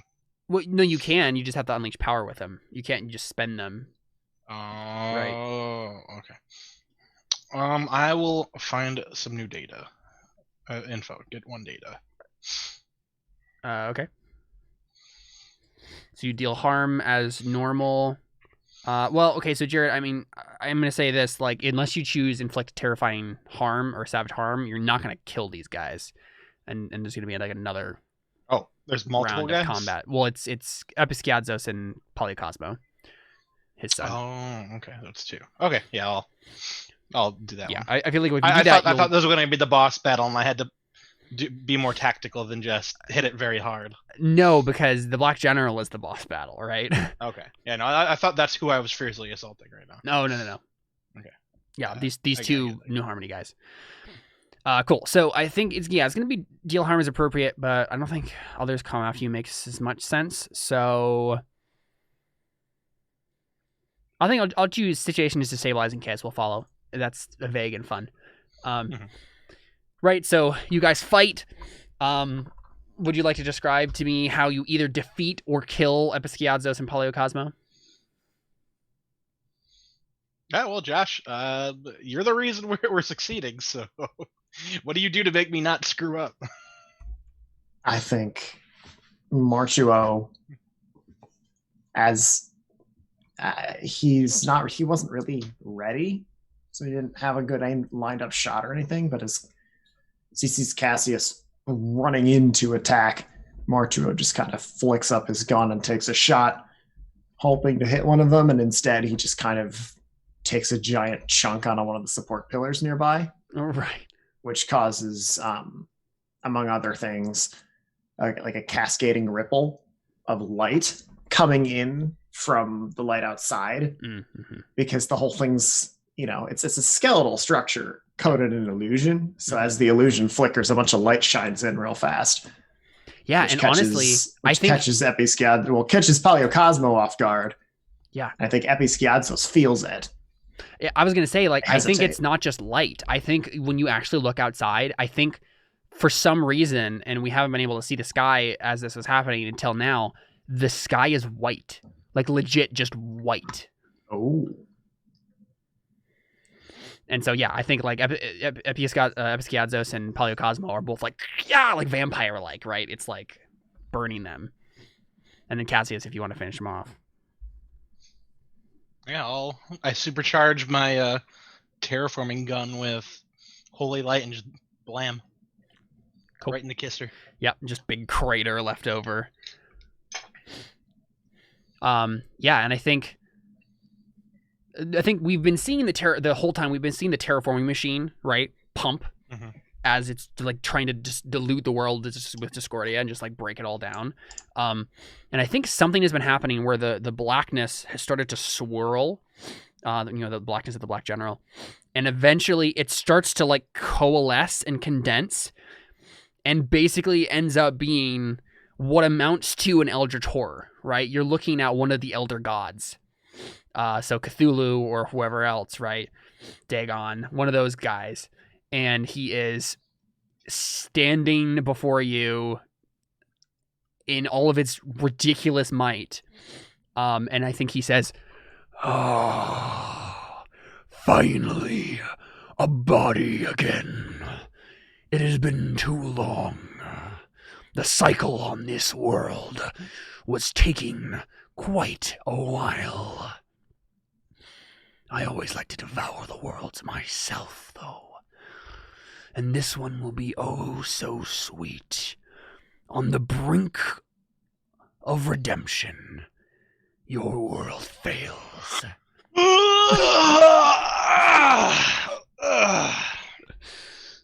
Sorry, were you talking? House starts playing by Lay Friction. Yeah, who will save me now? Yeah, and he looks down at you and he says, "What are your final words, Cassius, God Emperor of Nothing?" I say suck it and I stab myself. Oh, you right. can't have me, and then I stab myself. Right, you're gonna do your gardener move? Yeah. So, what is your intention with this specifically? Are you gonna do supercharged gardener move? Oh yeah, I'm gonna use four charges of it. Is that possible? Is that? I mean, it does 2 harm to you every time. Well, I will do 2 charges of it then. Right. So you're just pouring out your harmonic life essence, to stop this from happening. I mean, the move just happens, right? You don't have to roll for this. It's if you mark 2 harm, even the harshest ruin will become a verdant paradise. So now this guy just becomes a chill dude, right? No, I think what's happening, right? Like obviously you're this like kind of white. I imagine your blood starts to come out as like a silvery white almost, and it starts to just kind of pool, and then slowly the floor of the fortress starts to become like that marble, like white marble of the like heaven space that we saw before, and starts to seep into it. And I think we cut from that point, and we go back to Iskander, and he is just dramatically fighting off all these Tannerin, and then we get a moment where they stop, and they start to like something's happening. All the matadors fall over. Right, we're starting to get to that moment, yeah. And that's the point where Iskander, you look behind you, and you see that the dimensional vortex is now a brilliant white. And then stepping out of it, well, yeah, I think actually what happens is that turns into a brilliant white, and then we look at the world, and we start to see a bunch of points of vibrant light, and we get a bunch of shots of discarded herald body in the middle of the desert, and suddenly it lights up and rises from the sand, right? We go to the chop shop of old gods on the map there, right? And we just start seeing brilliant points of light as we see like these brilliant figures, like almost like meteors, fall from the sky, from this brilliant white sky that's now enveloping the planet, and like go into, like the soul returning to the body, go into these dead corpses and rise anew, fresh, revived, and they start to they rise, and then they start to teleport, right? Because they get summoned by threats to that which is holy. And I think we see, like, for example, we go to the Perihelions, and we see them fighting off a bunch of, like, a wave of Tannerin to try to save their, like, space of paradise that they've carved for themselves here. And suddenly a bunch of heralds pop into existence and start fighting for them. And same thing where you, Iskander, you see several heralds pop into existence around you, and I think one of them, I think I'll say that for a different part. But they start fighting for you, and you get to like step back and just like be like, okay, I can rest. Like someone else is fighting this fight. I can take a breather for a moment to catch my breath. And you just hear kind of like I think one of them, it's just a kind of like a nameless herald, but they step over to you, and then they kind of just nod to you, like, we know what you did, thank you, like sort of a thing. And then they go into the fight. I think I nod back and I say, looks like it wasn't him after all, huh? Because they said that God abandoned him, and I said it was their fault, they were the ones that needed to do the work. Yeah, and I think he says to you,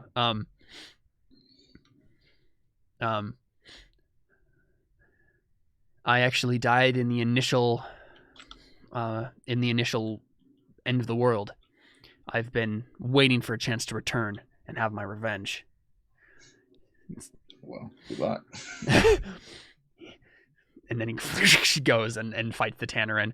And then we go obviously to the battle outside of the Demon Fortress, and we see like regular heralds, obviously, but then we see these brilliant white heralds pop into existence and fight alongside them. And I think we see some of the heralds just start breaking down and crying, and like you can't actually cry, not really, but like we see them basically just like start to weep in whatever way that they can, like collapse onto the ground, tear off their armor, right, as other heralds are fighting for them. And they kind of do this like sackcloth and ashes sort of thing, where they're just like, right. we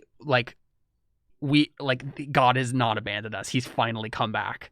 And standing, I think we see Seraphiel do, maybe not do it as dramatically as that, but like stumble and be like, whoa, like this is good. Like finally, like things are going well and things are going right. Everything is being righted. And then someone steps up beside her, puts a hand on her shoulder, and she looks, and we see it's Harahel.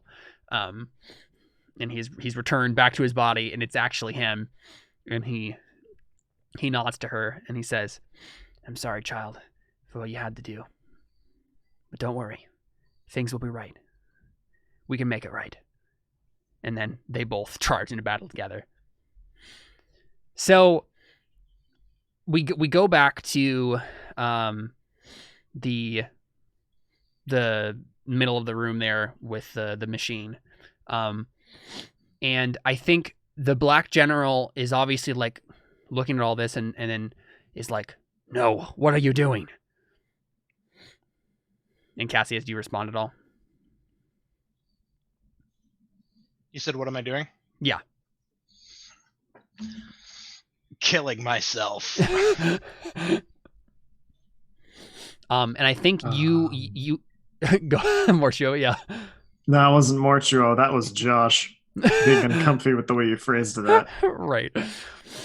I think probably what happens, honestly, is that you kind of hear a voice in your, or you get that spiritual impression again from the cloak, and you say, and it says, no, you've already done that once. No need again. And I think the blood stops, and obviously, like, the fortress itself starts to like seep, like in this it starts to become this brilliant white as like the harmonic energy kind of takes over it again. And I think you've succeeded in like making the demon fortress into a brilliant like harmonic thing, like you've repaired it. The machine itself is too far gone, and I think this is what we start to see, right? We see the Black General look at this and then say, no matter, this is inconsequential. The world will still end. It's too late. You have failed. And I think you know he's telling the truth, and I think you can feel that, right? You're like, yeah, this world is done for. I don't know what to do. That was supposed to work. Yeah, and I think Harhel pops into existence next to you, and then says, Cassius, it's been a while. Hey, what's up? I tried killing myself and it didn't work. He laughs hollowly, in the way that only a robot can laugh, and he says, you did what you could do. Now we have to do what we can for these people. Bastamen is gone. Its destruction was inevitable. But we can escape. We can go to another place. God is with us. And he will be with us as we travel the stars. And then, I mean, at that point, you probably don't know what he's talking about. So, but he doesn't immediately explain. So what do you? This what do you seems say? like the setup for the spinoff. I mean, yes, that's exactly what this is, Connor. But I really want to kill this guy. And he shakes his head and he says, none of us can die. Heralds, Tannerin, we're immortal. But with the destruction of Bastamen, his form will collapse, and he'll be forced to go to another place, another world. Try again. We can stop him. But we can only do it if we escape this planet ourselves. We can build something better. All right, let's get out of here. And he nods and he says, he has prepared azimuth for us. Prepared it for what? And then we just cut from that scene there, right?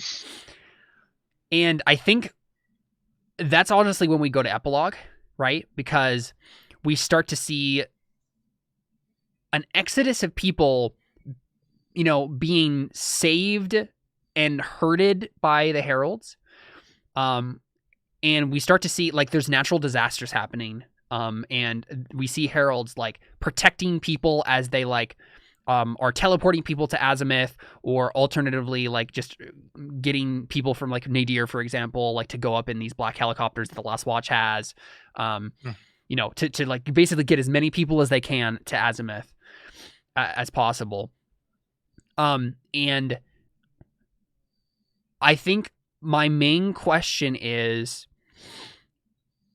who goes? Like, we obviously have, like, obviously Episkiadzos and Polycosmo are dead.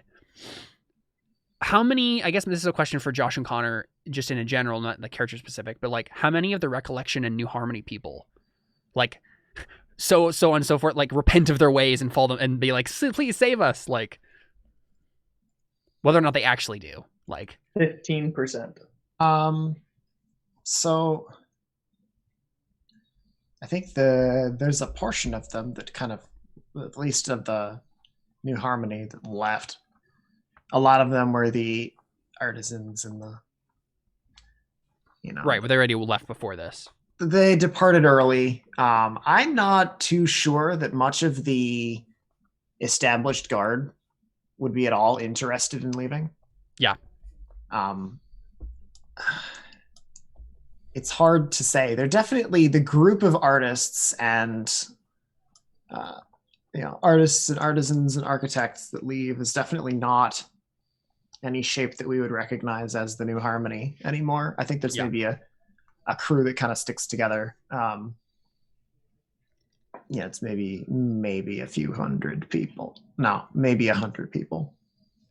Awesome. Cool. It's a real small group compared to the size of what the New Harmony was. Awesome.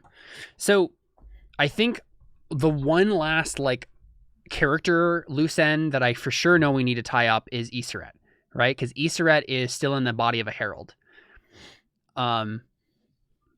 But Cassius, you have the Book of Resurrection. Do you want to try to use it to get Iseret her body back? I thought we were going to use that to save the world. At this point, the world's been saved, right? Like, well, the world's fate is at this point tied to the corporeal nature of the Black General, and the world is beyond saving at this point. Yes. But the people could be saved, yes. Yeah. And this is the thing, like Iseret's entire purpose originally for getting it was to give herself a body back. Right, but it just seems like it's like, all right, I gave it up and now I get it. It's like I don't want to spoil that for you. No, never mind. Yeah, it's fine. Oh, yeah, okay. And that's the thing. Ultimately, like it didn't need to be used because, I mean, the thing it would have been used to do is to bring the heralds back, maybe, but that was already happening, right? Like that was. So I think it makes sense to be like, this all this other stuff was happening in beyond the scenes, and obviously there was a little bit of a loose end here with this book, but I think ultimately its whole purpose has, from the beginning, been get Iseret her body back. So Cassius, do you want to do that? Oh yeah, let's try and see if we can not destroy the world. This is so much like FMA. It's not even funny. Well, okay, so the whole story hasn't revolved around Iseret getting her body back. So, and if it was Brotherhood, we'd need a lot more characters and a lot of extra story that has nothing to do with me getting my body back. Exactly. Yeah. Go ahead and roll that Unleash Power. Wait, who's rolling Unleash Power? Cassius. You can take advantage because you're naturally harmonic at this point. Oh, jeez. Okay, good. So it's only an 8. Without that, do I get a bonus for? You don't get a bonus. You got the advantage. But an 8. Thanks, buddy. Yeah. I get half of her body back. Well, on a 7 to 9, on a 7 to 9 pick. Wait, hold up. I get my body back, but I lose my alchemy. Is that spoilers? Holy! No, you get your body back, but you have to put Cassius' soul in a suit of armor. That's right. Yeah, exactly. Yeah.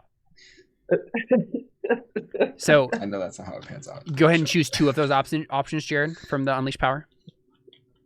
The device does exactly what you wanted. Okay. So the device be used again? Is that the book or is that Connor's body? The book. Okay. That seems like a pretty useful ability to have. Yeah, I guess I'll do that one. Can be used again. Okay, so you rouse other devices in your environment, and you avoid the device, and you don't avoid the device's side effects. Obviously, this isn't going to be like, haha, you die. You know, nothing like that. I don't know. What do you think makes sense for like kind of a bittersweet ending here with? So Cassius still gives up something or has something happen, right? Where he does give of himself to help Iseret here. It's not going to be just like, oh, you sacrifice yourself. That's dumb, you know. But Yeah. Anyone have an idea? I could I mean, lose my I'm down Jesus for head. Oh, that's true. Yeah, Yeah, you could yeah. not be immortal anymore. Yeah, that actually makes a lot of sense, right? I think that would be helpful if we ever use these characters anywhere else. Well, I mean, that's the thing, right? The idea with this campaign in the original was to then do at some point another game, which is Generation Ship, which is about people traveling in space over long generations. So And so- be in Azimuth. Yeah. Exactly, we'd be in Azimuth, Space. but no immortal Cassius. Because I feel like if Cassius was still immortal throughout that entire journey, he would still be there would be would be interesting. It's convenient we managed to get both of our immortal characters to not be immortal anymore. Yeah. And they still never Jared, met. Jared, on this like journey, are you constant. gonna? Jared, on this journey, are you gonna train with a bear? What? Space bear? Yeah. I think that's an Adventure Zone joke. Yeah. Yes. Yeah. So the last thing that I obviously want to give you guys the option to like do a last scene with your characters. But the thing that I for sure know that we need to do quick is I think what has just been created, right, is a wonder called the Race to the Stars. And so I would like everyone to go ahead and roll on the move that you would usually roll for wonders, to see what their factions kind of like take away from the Race to the Stars is in the family sense. Wait, say that again. What move is that? Can we go to the family screen? Yeah, we can. that? I'm trying to remember what I think it's hold together, maybe.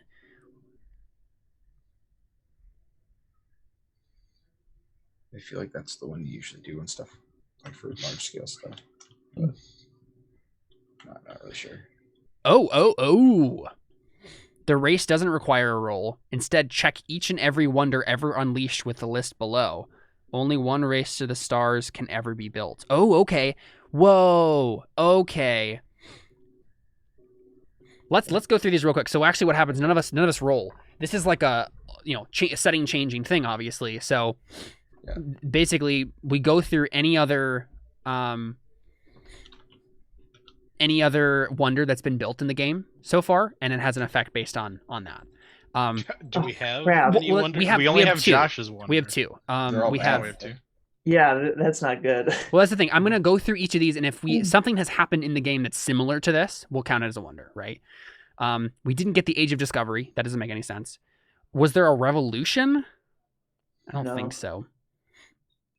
There's a Tannerin Revolution. I think there was the Rising Faith. The New Right, I Harmony- think- I mean, that's right. Yeah. The Jared's faction kind of overthrew the Perihelions a little. Oh, that's sort of. true. Okay, It's not yeah. really like a revolution, but it kind of was. Yeah, I think that makes sense.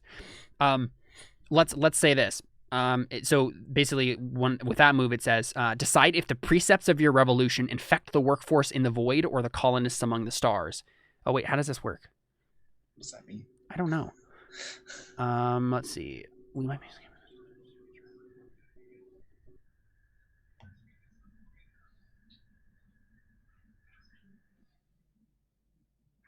What's the void? So yeah, Wonder of Wonders, the race can definitely remove the homeland from its ruined state and thrust it headlong across a bright and dangerous new era. At a late stage of development, building is rather simple, but timing is crucial. Blah, blah, blah.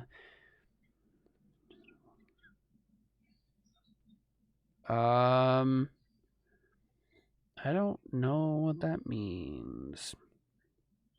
I guess let's read it again.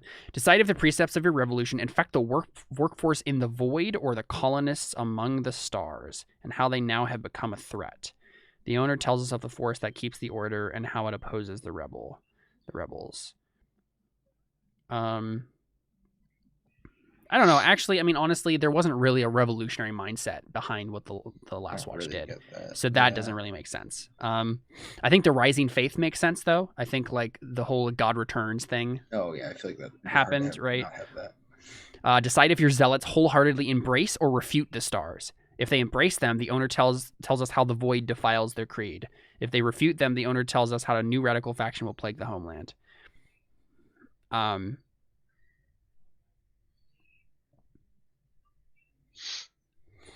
I mean, I think the zealots wholeheartedly embrace the stars. I mean, inherently, anybody who's leaving has done so Right. because of that, right? Yeah, and I don't think anyone who's leaving who is like a zealot for the faith is doing so out of reluctance, right? They're doing so out of like, we have to do this because it's necessary, as opposed to being forced into it. Right. So I think they've embraced it. The owner tells us how the void defiles their creed. Yeah, I mean, I think probably what will end up happening in the generationship thing for the people who are like follow God is they'll start to view the stars, like this journey, this and azimuth, as their actual home, as opposed to a vessel to get to a new home, right? And so they'll become dependent upon azimuth instead of using it as a tool.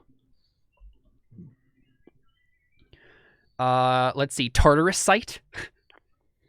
Tartarus Sight is the one where like you trap some powerful thing in a place.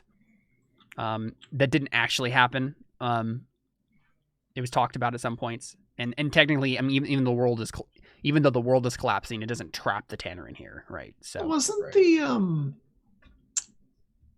seal that was placed upon the crack in the world kind of sort of a Tartarus site? Kind of. Well, I mean, let's read the entry and see if it makes sense. Tell us how the site's prisoner was just the tip of the iceberg, and how its full horrors are revealed in the void. Character still in a cycle. Yeah, right. That makes sense. That makes a lot of sense. Yeah, I feel like that's just already going to be happening. Yeah, that was right. Sort of pre. Yeah. Yeah, maybe it's history too far back at this point. Maybe. Yeah. Well, I think it was just something we'd already decided was going to happen. So I think it makes sense. It's just that we were going to do that anyways. But that right. Yeah, the idea is that the things on Bastamen were just one part of a vast network of Tannerin, right? And these Tannerin are everywhere, and they're a cosmic threat, not just a world threat.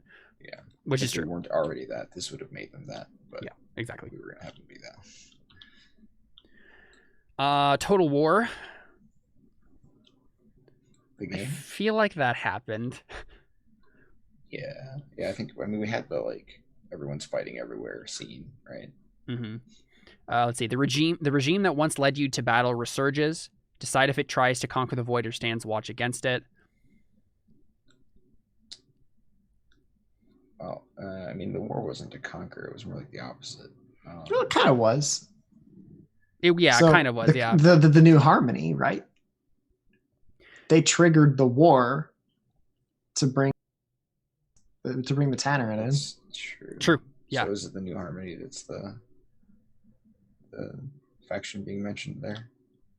All right, forgive me. What were the options there again? So it said the regime that once led you to battle resurges. Decide if it tries to conquer the void or stands watch against it. The owner describes the most advanced piece of their arsenal and the cutting-edge tech used to keep them in check.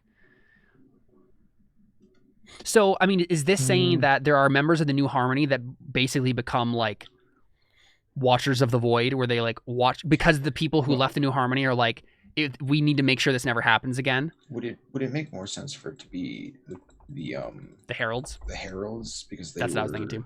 Yeah, I feel like that makes more sense just for the options that are available. Right. Because they're also make more sense to be like a regime that would be.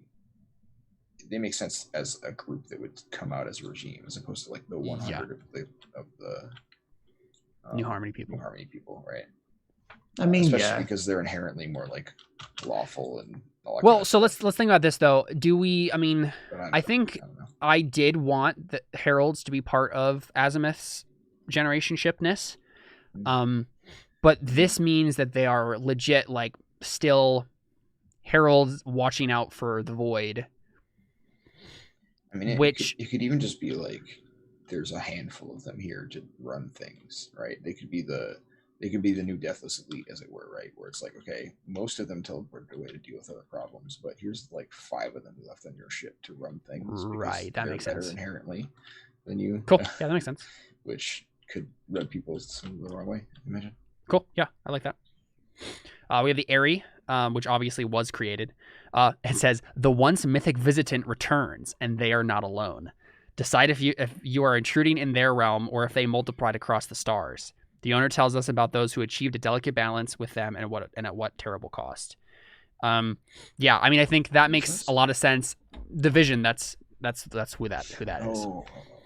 So I think this means that for in some way or shape or form, the vision latches on to Azimuth somehow, right? Whether or not it's someone who goes to Azimuth and who is actually like a legit New Harmony person who still has the Discordia somehow, like some leech has latched onto Azimuth and brought the vision with them in his ephemeral non-bodied form, right?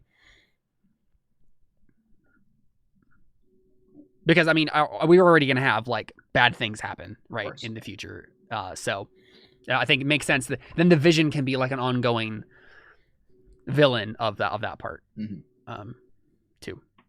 So Loki snuck on the ship. Literally, that's what it is, right? Yeah. Let's see. The capital, we didn't. Oh, I guess we kind of did that, right? Because that's what Cassius was doing with Azimuth, with his empire.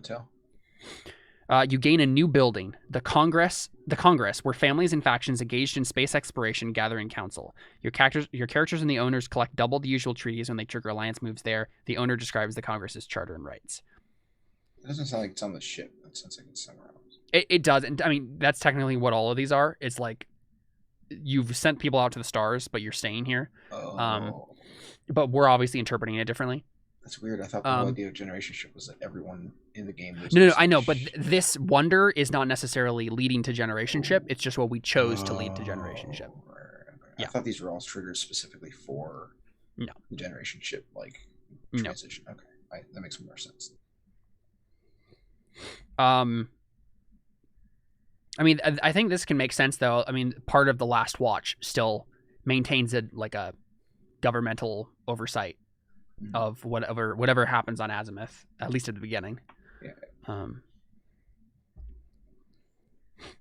Let's see. The Crucible. No, we didn't do that. The Energy Revolution didn't do that.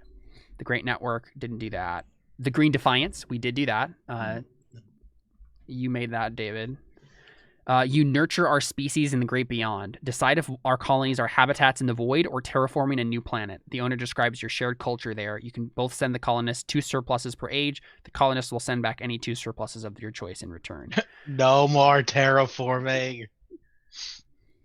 I mean, technically, you can do it for good now. Yeah, that's true. That's actually true. Not using Discordia, right? Exactly. So, I mean, your choice here, I guess, is... well, like their whole thing when they were a convoy was they were rolling around and like passively healing land. So I feel like terraforming planets is a natural extension of that. Where they're I think all right, everybody put your hands in the middle. Let's all make the pact. I will not use terraforming for evil. But I think the choice with this one, David, for like our purposes, is probably between: do you use the terraforming technology to make Azimuth like a Green Defiance thing, or are you saving the good stuff for the planet we're going to end up on? I think that especially with the Skander, they would have tried towards not using it on Azimuth just because he needs to divest himself of that. But I think that overall, like after he dies, because he's not immortal anymore, I feel like it makes sense that they trend the other way, especially because we decided that Azimuth becomes the destination, basically. Mm-hmm. And so I feel like initially they're like, yeah, I mean, Azimuth was the end all be all originally, and that was kind of part of the problem. And so I think Iskander would have pushed against that. And then once he died, I feel like it would have naturally swung back to, we have this super awesome place here. Let's just make it real nice until we get where we're going. Yeah.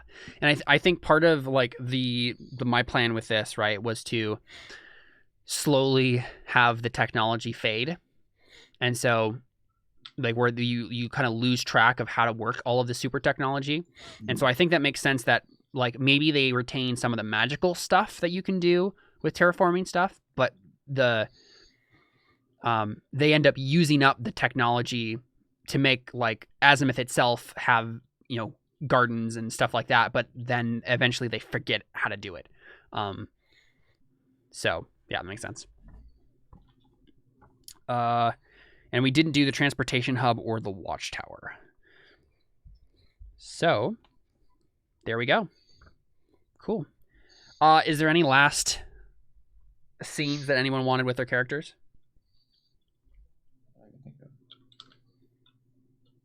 I'm trying to think if there's any character that we haven't like wrapped up anything with. Easter and friend fist bump. Oh, right. You did it. You got your body back. What does that look like, I guess? Does Easter go back to being a kid? That's all I want to know. Do you want her to? In order to kind of fulfill my lift aspiration, yes. I don't think it makes sense though. I don't think it does either. Yeah, so I think you don't. I think you probably come Okay. back in your like That's fine. 17-year-old body. Yeah. But yeah, I mean, right, like you get your body back, and this is the real thing is Iseret Actually, hold still up. No, because her body was decayed and destroyed by the Discordia, right? So the Harmonia restored it at the time before the Discordia had tainted the body. That's Makes kind of sense to me. fair. I feel like you were almost in hibernation for that whole time. Yeah. Right? Her body it is to be Sure. restored. It's like, well, does it get restored to her 17-year-old body form? Well, no, because that was bad. That was ugly. Yeah. So it's Okay. like- That makes sense. Yeah. And I feel like that only makes sense because really her soul was kind of like hibernating for that 5 Right. years. So it's not like, yeah. So it's like this is making your soul and your body the same age. Right. Which is how it's supposed to work. So Right. that makes sense. Yeah. So we have Lift running through Azimuth. Yes. And Hi- that makes sense for like the character that I've made for her is like she's this like weird like way more mature older person than she actually is, but in Yeah. a kid's body, or she's just seen Yeah. too much. So it's like Easterette's innocence is retained. Yeah. And that I feel like that's a good ending for Easterette's character. She gets a do-over. When I forgot my guy's name. Cassius. When Cassius heals you and you turn into a child, he's just like, "You're a child." Ah. I thought you were gonna say, "Oh crap! I think I did it wrong." Wait, I'll fix it. Hold on. Yeah. Wait, let me try again. Yeah. So this I is think I guess we would another. be remiss to not have a shot of Marchuo. Yeah. Gleefully piling up bodies of dead Tannerin at some point. Yeah. Yeah, while we saw everybody, like the heralds evacuating people, you were just like piling dead bodies of Tannerin. You were probably just like throwing them in cracks, right? In the cracks in the earth, like Mhm. Or just disposing them on the burn piles or something. exactly. I don't know. Yeah. Well, I mean, the whole planet was like being destroyed at that point, so I feel like Oh, sure. you'd be like setting them in a pile, and then you're about to like set it on fire, and then like a crack opens up in the earth and just like swallows it. And you're like, well, I guess that works. Convenient. Chuck. And so the other question I have is just with Friend. Does he become one of the heralds that remains on the ship to like guide it? Oh yeah, Or there's does no way he- Easterette is going to be separated from Friend, right? Or does he go off to like learn how to be a herald, right? Why not both? Muriel would be interested in this new colony moving forward in the ship, right? Why wouldn't Muriel just take Yeah. Friend under her wing and There you go. train Friend? because Makes sense. Muriel's a scholar and a bookish, probably also a teacher. He has a mom now. Well, aunt. Okay. I wouldn't consider. Distant aunt. She's not motherly by any stretch of the imagination. Lift. Iseret. You're not actually playing Lift. I know, but the joke was about being Lift, so now I just ruined it. I was gonna say Iseret needs her spren, but then I said Lift needs her spren instead, and now it's just ruined. Yep. Pat, Connor, you tried. Cool stuff.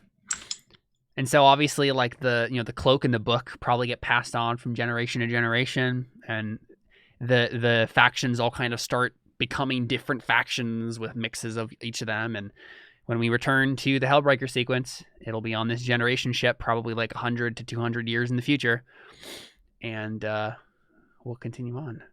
But for now, we're done with the Hellbreaker sequence. Thanks for playing, guys. It was a lot of fun. I was really excited to like actually kind of bring this concept to its completion. Oh yeah.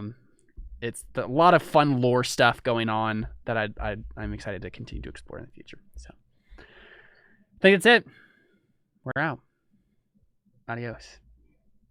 Bye.